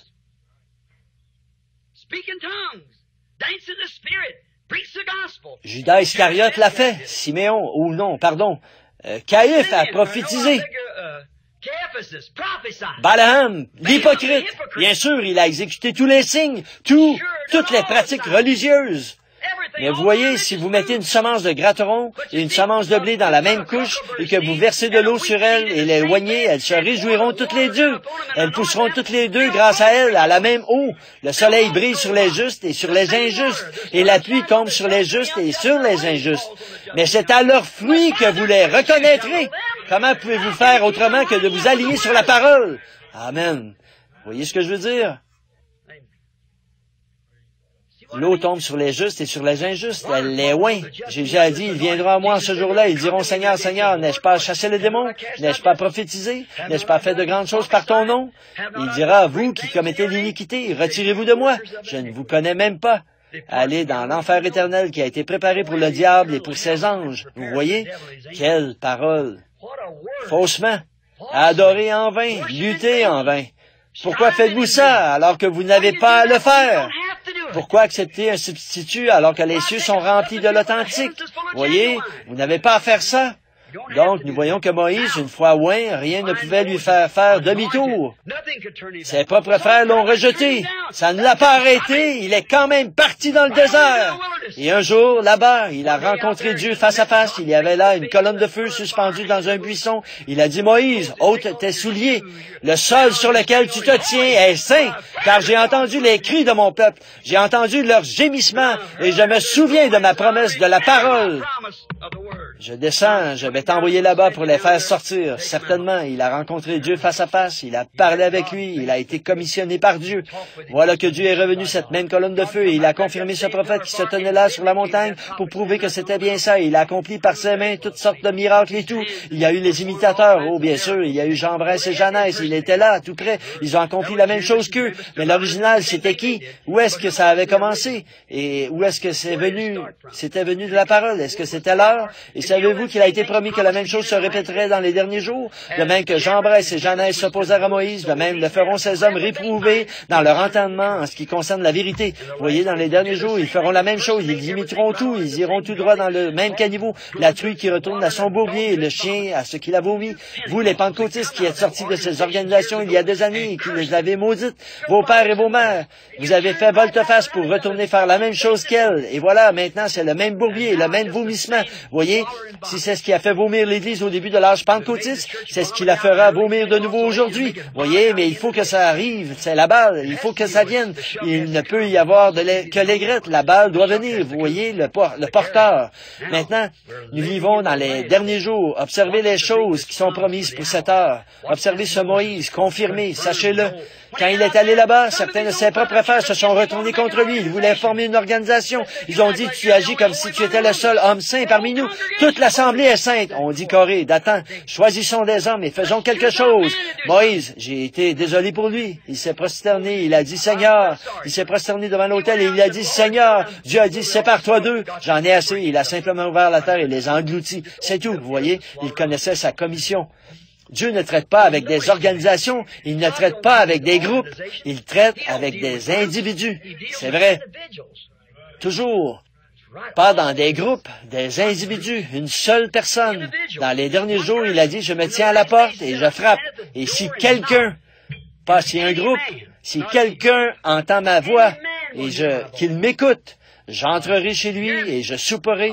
Vous voyez, si quelqu'un peut entendre, comment est-ce que ce microphone pourrait reproduire ma voix là-bas à moins d'avoir été conçu pour ça? Je pourrais crier contre cette planche et de toutes mes forces et rien ne se passerait parce que ceci a été destiné, fabriqué, créé pour être un microphone. Et si la parole de Dieu est en vous, par la prédestination de Dieu en vous, mes brebis entendent ma voix, elles connaissent mon heure, elles ne suivront pas un étranger. Vous voyez, il faut qu'il y ait ça en premier. Tous ceux que le Père m'a donnés viendront, chacun d'eux, vous voyez. Donc, il continue, et le voici à la fin de sa vie. Il a seulement passé. Remarquez, quand il est arrivé au bout du chemin, et nous allons terminer là, parce qu'il se fait tard, 21h35. Chez nous, par contre, ça c'est tôt. Vers 2 ou 3 heures, nous commençons à dire, dis donc, il se fait un petit peu tard. Voyez. Mais bon, il m'est arrivé bien des soirs de prêcher toute la nuit. De son temps, Paul a prêché ce même évangile. Et un jeune homme est tombé d'un mur et s'est tué. Et Paul, par cette même onction et par ce même évangile, il s'est couché sur lui et il est revenu à la vie. Il avait un vif intérêt. L'Église était en train de se former. Il se passait quelque chose. Remarquez ce qui s'est passé ici. Moïse, quand il est arrivé, cet homme riche, quand il est arrivé, le jeune chef dont nous avons parlé, il était tout ce qu'il y a de plus religieux, il avait fait partie de l'Église et tout, bien instruit, un bonhomme d'affaires et tout. Et quand il est arrivé au bout du chemin, il s'est mis à crier. Il n'y a pas d'endroit où aller. Où se trouvait ce qui l'avait conduit? Il avait été conduit par son Église qui est morte. Il avait été conduit par ce monde mort. Il ne pouvait pas aller nulle part ailleurs que dans le lieu que ce monde avait préparé, l'enfer. Mais voici Moïse, un serviteur fidèle, qui avait regardé l'opprobre de Christ comme des trésors plus grands que toutes les richesses de l'Égypte. Il est arrivé au bout du chemin, lui, un vieillard de 120 ans, et il est monté sur la montagne en sachant que la mort était devant lui, et il a promené ses regards sur le pays promis, il a regardé, et à son côté se trouvait son conducteur, le rocher. Il est monté sur le rocher, et les anges de Dieu l'ont emporté dans la gloire de Dieu dans le sein de Dieu. Pourquoi? 800 ans plus tard, il était toujours conduit par son conducteur. Nous le retrouvons sur la montagne de la Transfiguration, debout là, avec Élie, en train de parler à Jésus, avant qu'il aille à la croix, 800 ans après sa mort. Celui pour qui il avait regardé l'opprobre de son ministère comme des trésors plus grands que toute la popularité du monde et tout l'argent du monde, son conducteur le conduisait toujours. Oh là là, il a été conduit. Son conducteur, il l'a conduit à travers la mort, les ombres de la mort. Il a été conduit à la tombe. Des centaines d'années plus tard, il s'est tenu de nouveau là parce que, jeune, il avait choisi la conduite du Saint-Esprit. Son nom sera grand quand il n'y aura plus ni Égypte, ni trésor. Quand les pyramides seront poussière et que l'Égypte ne sera plus l'Égypte, Moïse sera immortel parmi les hommes parce qu'il a accepté d'être conduit par Christ, plutôt que de suivre la voie que son Église suivait. Il y en a d'autres qui ont fait la même chose. Regardez Enoch, il a marché avec Dieu pendant 500 ans, et alors il a reçu le témoignage qu'il était agréable à Dieu. Dieu avait vérifié ça, et il a dit, « Ce n'est pas nécessaire que tu meures, monte donc à la maison cet après-midi. » Et il est monté. Et Élie, après avoir réprimandé les femmes aux cheveux coupés et tout, comme il avait fait à son époque à lui, la Jézabel peinturlurée, après qu'il en eut eu assez et qu'il avait fait tout ce qu'il pouvait et tous ses prêtres se moquaient de lui et tout le reste, un jour il est descendu au fleuve. Et juste de l'autre côté du fleuve, il y avait des chevaux attachés là à un buisson, un char de feu et des chevaux de feu. Il est monté là-dessus, il a jeté son manteau au prophète qui allait lui succéder, il est monté au ciel. Il a accepté d'être conduit par la vie éternelle parce que c'était Christ qui était en Élie. Oh, oui, monsieur. Qu'est-ce que c'était? Suis-moi. Maintenant, vous devez choisir votre conducteur. Vous devez le choisir, mes amis. Regardez dans le miroir de Dieu, la Bible, et voyez où vous en êtes ce soir. Une petite histoire. Il y avait une fois un petit garçon qui habitait à la campagne. Il n'avait jamais vu un miroir.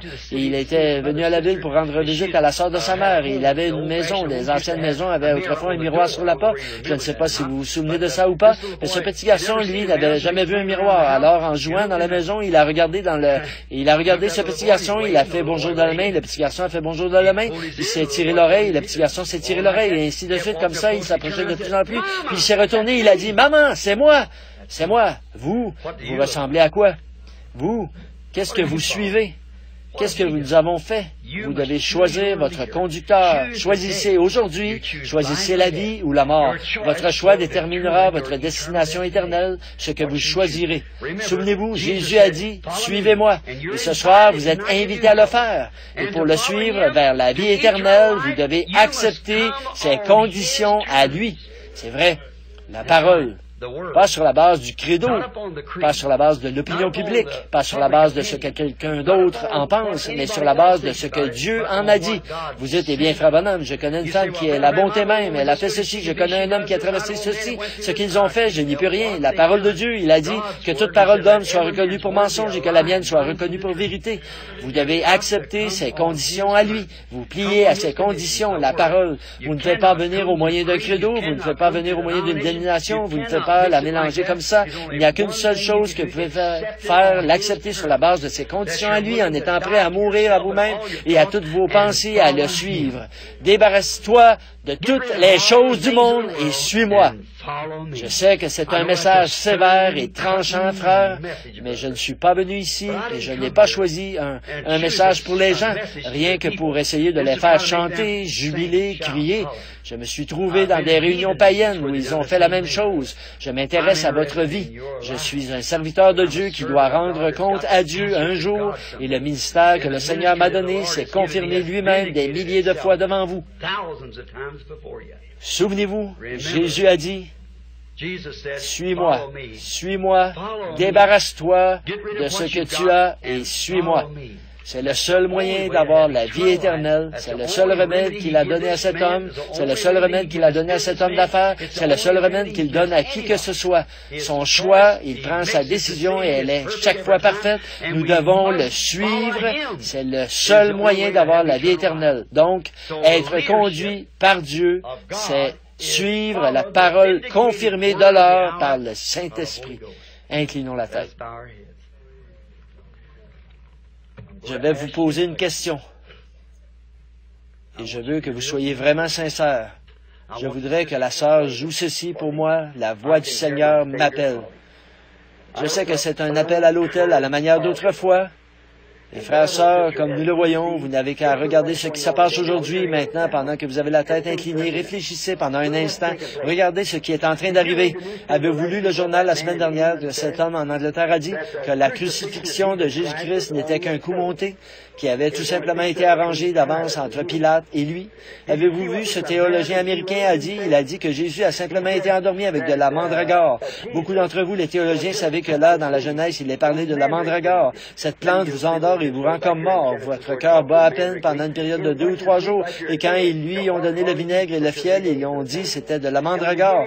Puis ils l'ont mis là, dans la tombe, et il a dormi là pendant 3 jours. Et bien sûr, quand ils sont allés, ils l'ont trouvé en train de marcher. Pouvez-vous imaginer ça? Des théologiens, des séminaires, un semblant de foi. Mais voyons, comment, pour commencer, la Bible dit qu'il a refusé ça quand ils ont mis le vinaigre et le fiel dans sa bouche. Et une autre chose, s'il en est ainsi, alors pourquoi ses disciples qui seraient venus le dérober, pourquoi ont-ils donné leur vie en martyr pour lui? Ils ont descendu, ils ne se trouvaient même pas dignes de mourir comme lui, ils étaient morts, ils l'ont placé la tête en bas ou mis transversalement sur des croix et des choses comme ça. S'ils savaient qu'il était un hypocrite et qu'eux-mêmes étaient des hypocrites, comment auraient-ils pu donner leur vie pour lui comme ça? Vous voyez, c'est ce jour intellectuel où nous vivons. L'instruction, la civilisation et la tendance moderne actuelle, tout ça, c'est du diable. La civilisation du diable. Oui, monsieur. La Bible le dit, dans cette civilisation, il y a la mort. Aurons-nous une civilisation comme celle-ci dans l'autre monde? Non, monsieur. Nous aurons un autre genre de civilisation. L'instruction, toutes ces choses, elles sont du diable. La science qui pervertit les choses naturelles en fabriquant quelque chose d'autre. Regardez ce qu'ils vous ont fait maintenant, alors que des jeunes filles, le Reader's Digest disait la semaine après, je crois qu'il y a 2 mois de ça, le Reader's Digest disait que des jeunes hommes et des jeunes femmes arrivent à l'âge mûr. Les femmes ont leur ménopause alors qu'elles ont entre 20 et 25 ans. Une génération de plus et ils ne seront plus que... Ce sera horrible à voir, vous voyez? Ce que les créatures seront, ramollies, crasseuses. Regardez-le. Regardez l'esprit. Regardez comment l'esprit dans l'Église est devenu hybride. On s'est marié avec le monde. Oh, quelle heure! Fuyez, mes enfants! Fuyez, réfugiez-vous à la croix, venez à Christ, laissez-le vous conduire pendant que nous avons la tête inclinée, les yeux fermés, et s'il vous plaît, inclinez votre cœur en même temps, d'accord? Je veux vous poser une question. Est-ce que vous regardez vraiment par rapport à Dieu? Est-ce que vous considérez que vous n'êtes pas là où vous devriez être à cette heure-ci, parce que l'enlèvement pourrait avoir lieu à tout moment? Vous voyez, il va avoir lieu. Il y aurait, si la déclaration que j'ai faite il y a quelques instants est valable, il y aurait dans l'enlèvement qu'environ 500 personnes actuellement vivantes qui seront changées. En effet, si on compte toute la chrétienté, incluant les catholiques et tous les autres, il n'y a que 500 millions de gens, vous voyez, qui se prétendent chrétiens. Et 1 sur 1 million, ça ferait 500 personnes. Il y a autant de gens qui disparaissent chaque jour dans le monde qu'on ne trouve même pas. Vous voyez, il aura lieu et vous ne le saurez même même pas. Les gens continueront à prêcher, à dire, vous voyez, et tout sera passé. Comme Jésus l'a dit, ils ont dit, les disciples ont dit, pourquoi disent-ils que les scribes disent-ils qu'Élie doit venir premièrement? Il a dit, il est déjà venu, et vous ne l'avez pas reconnu, mais ils l'ont traité comme il l'avait dit. Vous savez que vous n'êtes pas en règle avec Dieu, et vous aimeriez qu'on pense à vous devant Dieu, afin que Dieu rectifie dans votre cœur ce qui n'est pas en règle avec Dieu. Voulez-vous maintenant, en toute humilité, en ce moment de grande tranquillité, lever la main? Peu importe qui vous êtes, voulez-vous le faire? Vous dites, je vais lever les mains vers Dieu, que Dieu vous bénisse, que Dieu vous bénisse. Est-ce que vous vous regardez dans le miroir? Je vous le demande au nom de Christ. Est-ce que vous regardez dans le miroir de Dieu?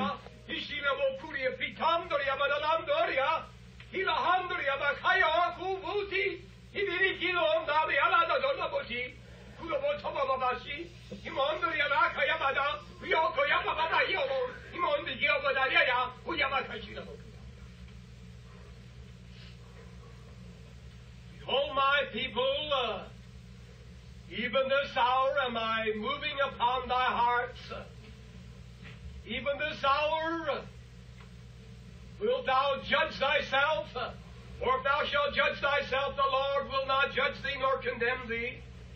Behold, the Lord hath called thee to a high and holy calling. Yea, and even now doth the Lord brood over thee in love and in mercy. Yea, if thou shalt confess thy sin, yea, the Lord shall cleanse thee and forgive thee, and he shall cause thee to mount up with wings as eagles, and thou shalt be filled with his power, and he shall wash thee by the water of his word, he shall renew thee, he shall change thy heart, and give thee a heart of flesh. For behold, the day of the Lord is at hand. Wilt thou even, as the old world, who paid no attention to my preacher Noah, who went about unconcerned and complacent, who dishonored God, yea, and insulted the Holy Spirit, what about him everyday life, as though the Lord meant not what he said and what he would do? For behold, the word of the Lord overtook them, and behold, they all perished. Therefore I say unto thee, this is an evil hour, this is an evil day, and thou shalt not be deceived, if thou shalt be led by my Spirit, and conform to my word. For behold, I shall keep thee and preserve thee, and I shall keep thee true, and I shall revive thee unto the day of my coming. Amen. Je veux demander une seule chose. Combien ici sont pentecôtistes? Levez la main ceux qui sont pentecôtistes. Pratiquement chacun de vous. Maintenant, combien ici prétendent être chrétiens? Levez la main ou que vous soyez ceux qui prétendent être chrétiens. Saviez-vous que la Bible a parlé de ceci, que ceci se produirait? Ceci s'est même produit dans l'Ancien Testament, quand ils se demandaient ce qu'ils allaient faire, comme ils allaient pouvoir échapper, car on allait bientôt les assiéger. L'Esprit est descendu sur un homme et il a prophétisé. Il leur a dit où affronter l'ennemi et comment procéder, quoi faire pour vaincre l'ennemi. Ça, c'était dans l'Ancien Testament, c'est pareil dans le Nouveau. Maintenant, quelqu'un dira peut-être, cet homme, oh, ce n'était pas vrai. Mais si c'était vrai, vous dites, oh, j'ai déjà entendu ça. Mais si effectivement ceci est bien vrai, vous voyez, alors c'est la preuve qu'il y a beaucoup de personnes ici qui ont besoin d'un changement de cœur. Si c'est bien le Saint-Esprit qui parle, certaines choses doivent être faites. Donc maintenant, c'est entre vos mains. Tel que je suis, sans rien à moi, sinon ton sang versé pour moi.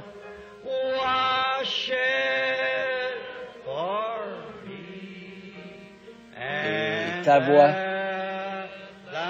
c'est ça, il vous a appelé tout à l'heure. À toi.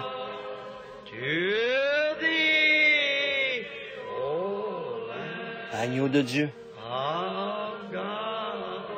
J'ôterai ce cœur endurci et je mettrai là un cœur de chair, prêt à s'abandonner à moi. Voyez? Viens. Tel que je suis, tu m'accueilleras. Voulez-vous faire votre choix ce soir? Vous pouvez faire celui que vous voulez. purifiera. Vous dites, j'ai déjà entendu ça, mais ceci pourrait être la dernière fois que vous l'entendez, parce que ta promesse, je la crois.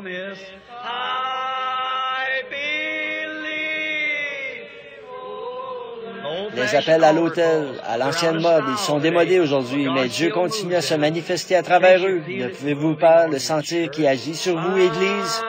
Je viens.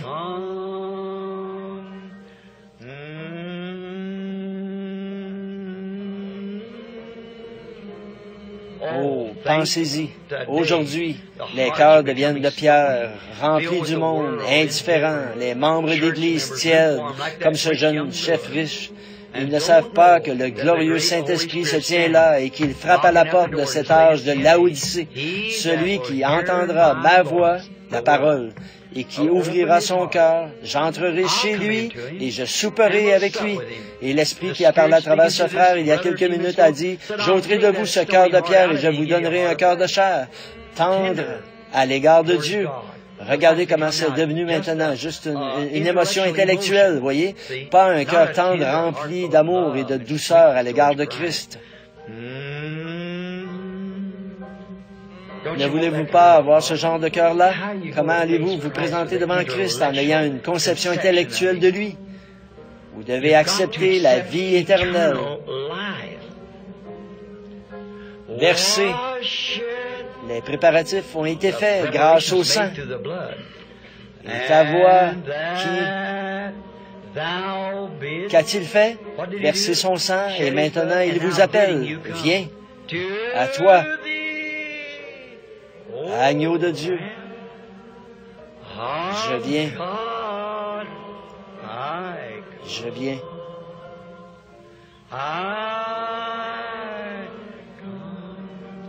Chacun de nous, chrétiens, levons doucement les mains et prions. Ô Dieu, je t'en prie, Seigneur, empare-toi de ce jour où nous vivons. Oh, c'est tellement difficile, Père. Satan a fait tellement de choses aux gens.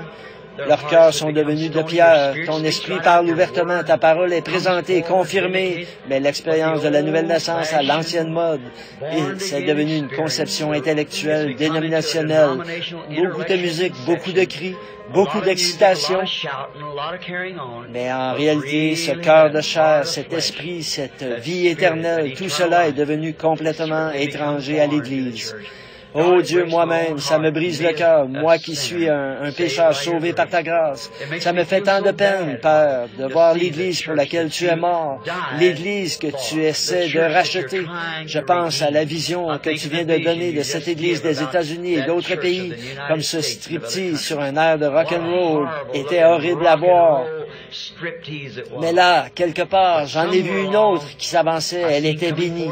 Je prie, Père, si certains ici ce soir sont destinés à la vie ou aimeraient l'accepter, que cette heure soit celle où ils le feront, accorde-le, Seigneur. Brise maintenant le cœur de pierre, le vieux cœur du monde.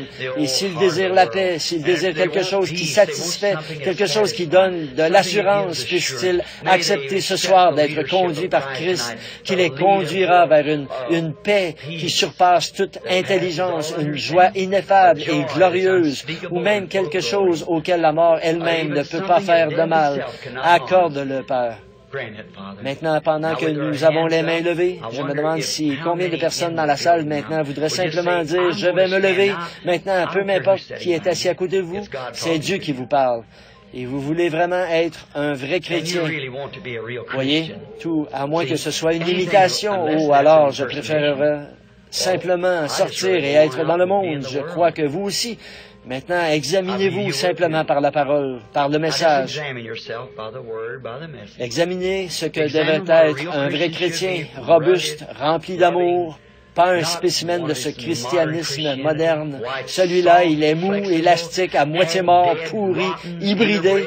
Vous voyez, ce n'est pas le vrai christianisme. Vivre n'importe comment, tout en étant membre de l'Église. Ne voulez-vous pas cette douce communion avec Christ, le Saint-Esprit ou vous, que votre propre cœur soit conforme à la parole et que vous avanciez en Christ?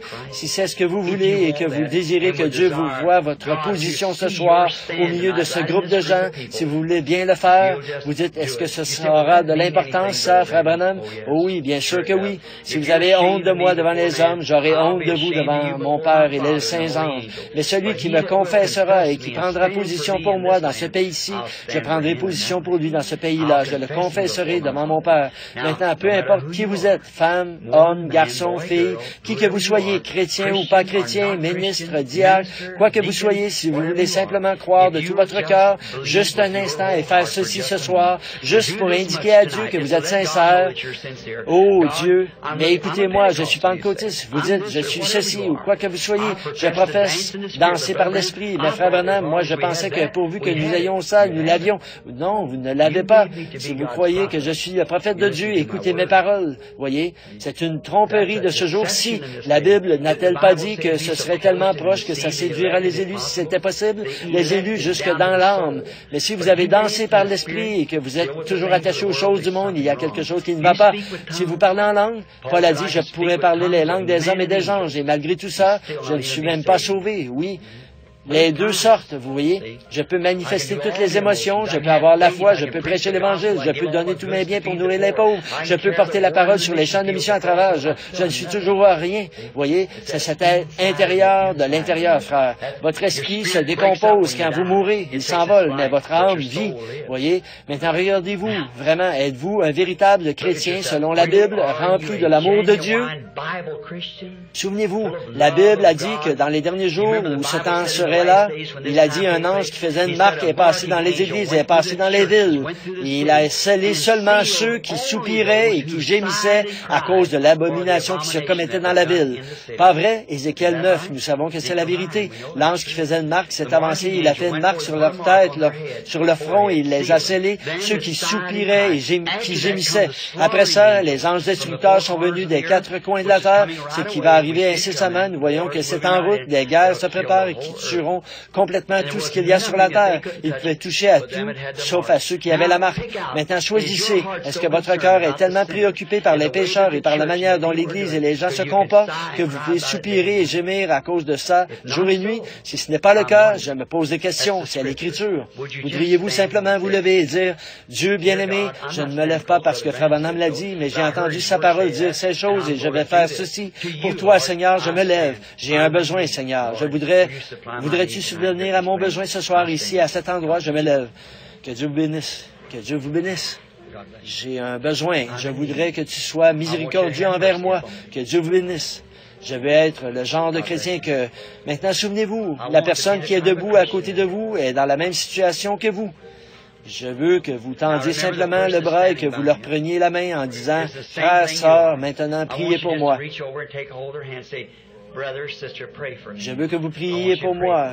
Dites-le simplement avec toute la sincérité chrétienne. Priez pour moi. Je veux être en règle avec Dieu. Priez pour moi et moi je prierai que Dieu vous accorde cette possibilité. Je sais que nous ne pouvons pas rester ici encore longtemps. Vous le voyez. Nous sommes au temps de la fin. Que tous ceux qui le croient disent Amen. Il ne reste plus rien. Tout est fichu. Les églises se dirigent vers le conseil œcuménique. Le monde, regardez un peu. Savez-vous ce que le Seigneur dit à propos de Los Angeles et de ces endroits ici? Elle est fichue. Vous souvenez-vous de ce que je vous ai dit il y a environ 2 ans à propos de ce tremblement de terre qui viendra au Canada, là-haut en Alaska? Je vous dis aussi que Hollywood et Los Angeles sont en train de glisser dans l'océan. Californie, tu es condamné. Pas seulement la Californie, mais toi, monde, tu es condamné. Église, à moins que tu ne te mettes en règle avec Dieu, tu es condamné. Ainsi dit le Saint-Esprit. Mais avez-vous déjà entendu utiliser ce nom sans que ça arrive? Posez-vous la question, ça fait 20 ans que vous me connaissez. Vous avez déjà dit quelque chose au nom du Seigneur qui ne se soit accompli? Si tout ce que je vous ai déjà dit qui arriverait est arrivé, dites Amen. Voyez? Je vous le dis, c'est maintenant l'heure. Vous feriez mieux de vous mettre en règle, chacun de nous. Maintenant, prions chacun pour l'autre personne. Dieu bien-aimé, alors que nous sommes debout ici ce soir, un peuple qui se meurt, nos visages sont tournés vers la terre, la poussière, simplement... Tu nous as donné cette prédication tranchante, Seigneur. Nous voyons l'exemple de 2 hommes. L'un d'eux, qui était un homme religieux, allait à l'Église, mais il a refusé d'être conduit vers la vie éternelle. Et l'autre a rejeté la gloire du monde et il s'est tourné vers la vie éternelle. Et nous voyons dans quelle situation l'un et l'autre sont ce soir, selon la Bible. L'homme riche est dans les tourments et Moïse est dans la gloire. Père, nous voulons être comme Moïse. Nous voulons être conduits par ton Saint-Fils, Jésus-Christ, vers la vie éternelle. Donne-le à nos cœurs ce soir, Seigneur. Arrache le vieux cœur de pierre. Place en nous le cœur nouveau, le cœur de chair, le cœur auquel tu peux parler, avec lequel tu peux traiter, et nous ne serons pas hautains ou en contradiction. Puisse le Saint-Esprit ne jamais partir, Seigneur. Puisse-t-il venir et établir ces gens par leur brise leur volonté de pierre et mets en eux la volonté de Dieu. Sauve chacun, Père. Donne-nous de ton amour. Amène-nous à un point, Seigneur, où nous nous éloignerons de toute la partie émotionnelle pour prendre la partie vraiment solide du sentiment, la partie ressentie par le cœur, la profondeur de l'esprit, les richesses de Dieu, le royaume de l'esprit dans nos cœurs. Accorde-le, ô grand conducteur, glorieux Saint-Esprit, avant ton envol dans les cieux avec ton Église. Ô Dieu, fais que je parte, Seigneur. Ne me laisse pas derrière, Jésus. Fais que je parte avec toi, Père. Je ne veux pas rester ici sur cette terre pour regarder ces tribulations qui arrivent. Je ne veux pas rester ici au milieu de cette démence. Je ne veux pas être ici quand on verra ces choses hideuses. Les gens qui perdront la raison. Nous voyons des hommes qui cherchent à agir comme des bêtes et à ressembler à des bêtes. Et les femmes qui cherchent à ressembler à des animaux avec ces produits de maquillage sur le visage. Nous savons qu'il a prédit que ces choses arriveraient, que la chose arrivera, qu'ils deviendront tellement fous que des sauterelles apparaîtront avec des cheveux comme ceux des femmes pour tourmenter les femmes et des dents comme celles des lions. Et les choses que tu as dites, il y aura une détérioration complète des facultés mentales des gens. Nous voyons que ça se prépare en ce moment, Seigneur. Aide-nous, redonne-nous la pensée sensée de Jésus-Christ, notre Seigneur. Ô grand conducteur de la vie éternelle, nous acceptons ta promesse. Ce soir, Père, j'intercède pour ces gens, j'intercède pour chacun d'eux au nom de Jésus-Christ. Seigneur, je prie que Christ, le Fils de Dieu, vienne dans le cœur de chacun de nous, Seigneur, et qu'il nous façonne et fasse de nous de nouvelles créatures en Jésus-Christ. Accorde-le, Seigneur Dieu. Nous t'aimons et nous voulons que notre tempérament, qu'un changement intervienne en nous pour que nous puissions être tes enfants et sentir ton esprit agir dans nos cœurs, Seigneur, nous attendrir et nous amener à reconnaître dans quel âge de démence nous vivons. Accorde-le, ô Dieu.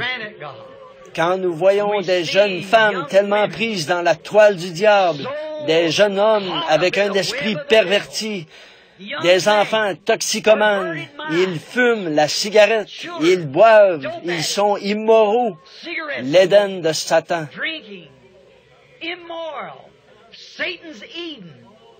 Oh Dieu, il t'a fallu 6000 ans, selon la Bible, pour construire un Éden, et tu y as placé ton fils et sa femme, son épouse, afin qu'il règne sur celui-ci. Et Satan est venu et l'a perverti. Il y a eu 6000 ans et il a construit son propre Éden intellectuel au moyen de la science, de l'instruction et d'une soi-disant intelligence. Et il en a fait un gâchis. C'est la mort. Oh Dieu, ramène-nous en Éden, Seigneur, là où il n'y a pas de mort, là où il n'y a pas de chagrin. Accorde-le, Seigneur. Nous sommes là humblement. Nous attendons que le second Adam vienne chercher son épouse. Fais de nous une partie de lui, Père. Nous prions au nom de Jésus. Amen. Est-ce que vous aimez Dieu? Pouvez-vous sentir? Est-ce que vous comprenez ce que j'essaie de vous dire? Si vous pouvez le comprendre, levez simplement la main et dites, je comprends ce que vous essayez de dire. Pouvez-vous voir la démence de cet âge-ci? Regardez, il est fichu. Il n'y a même plus de bon sens parmi les gens. C'est fichu. Où sont passés? Même les dirigeants. Regardez notre président. S'ils veulent le communisme, qu'on leur donne ça. Tout ce que les gens veulent, qu'on leur donne.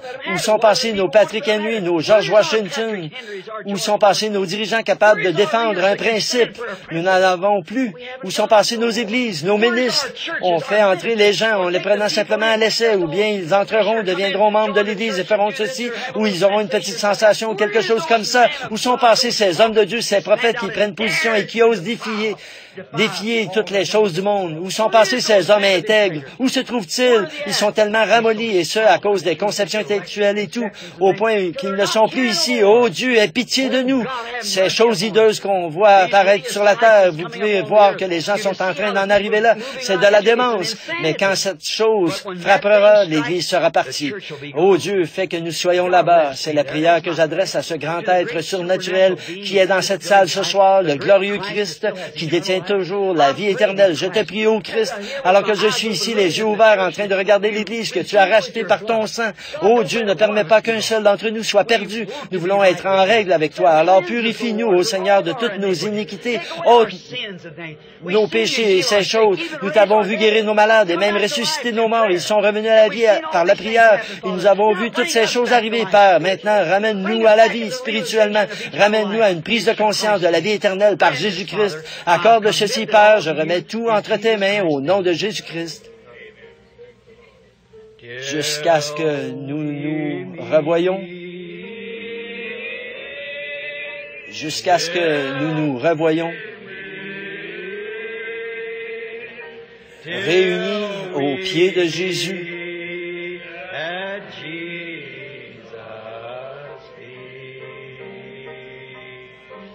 Jusqu'à ce que... Regardez vers lui, laissez-le nous attendrir. Revoyons. Dieu soit avec vous jusqu'à ce jour.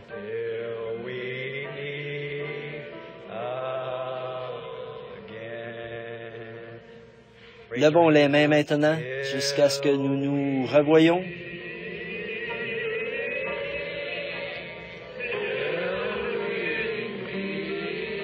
Frère Salano, je ne sais pas qui vient ensuite. Non. Que Dieu vous bénisse.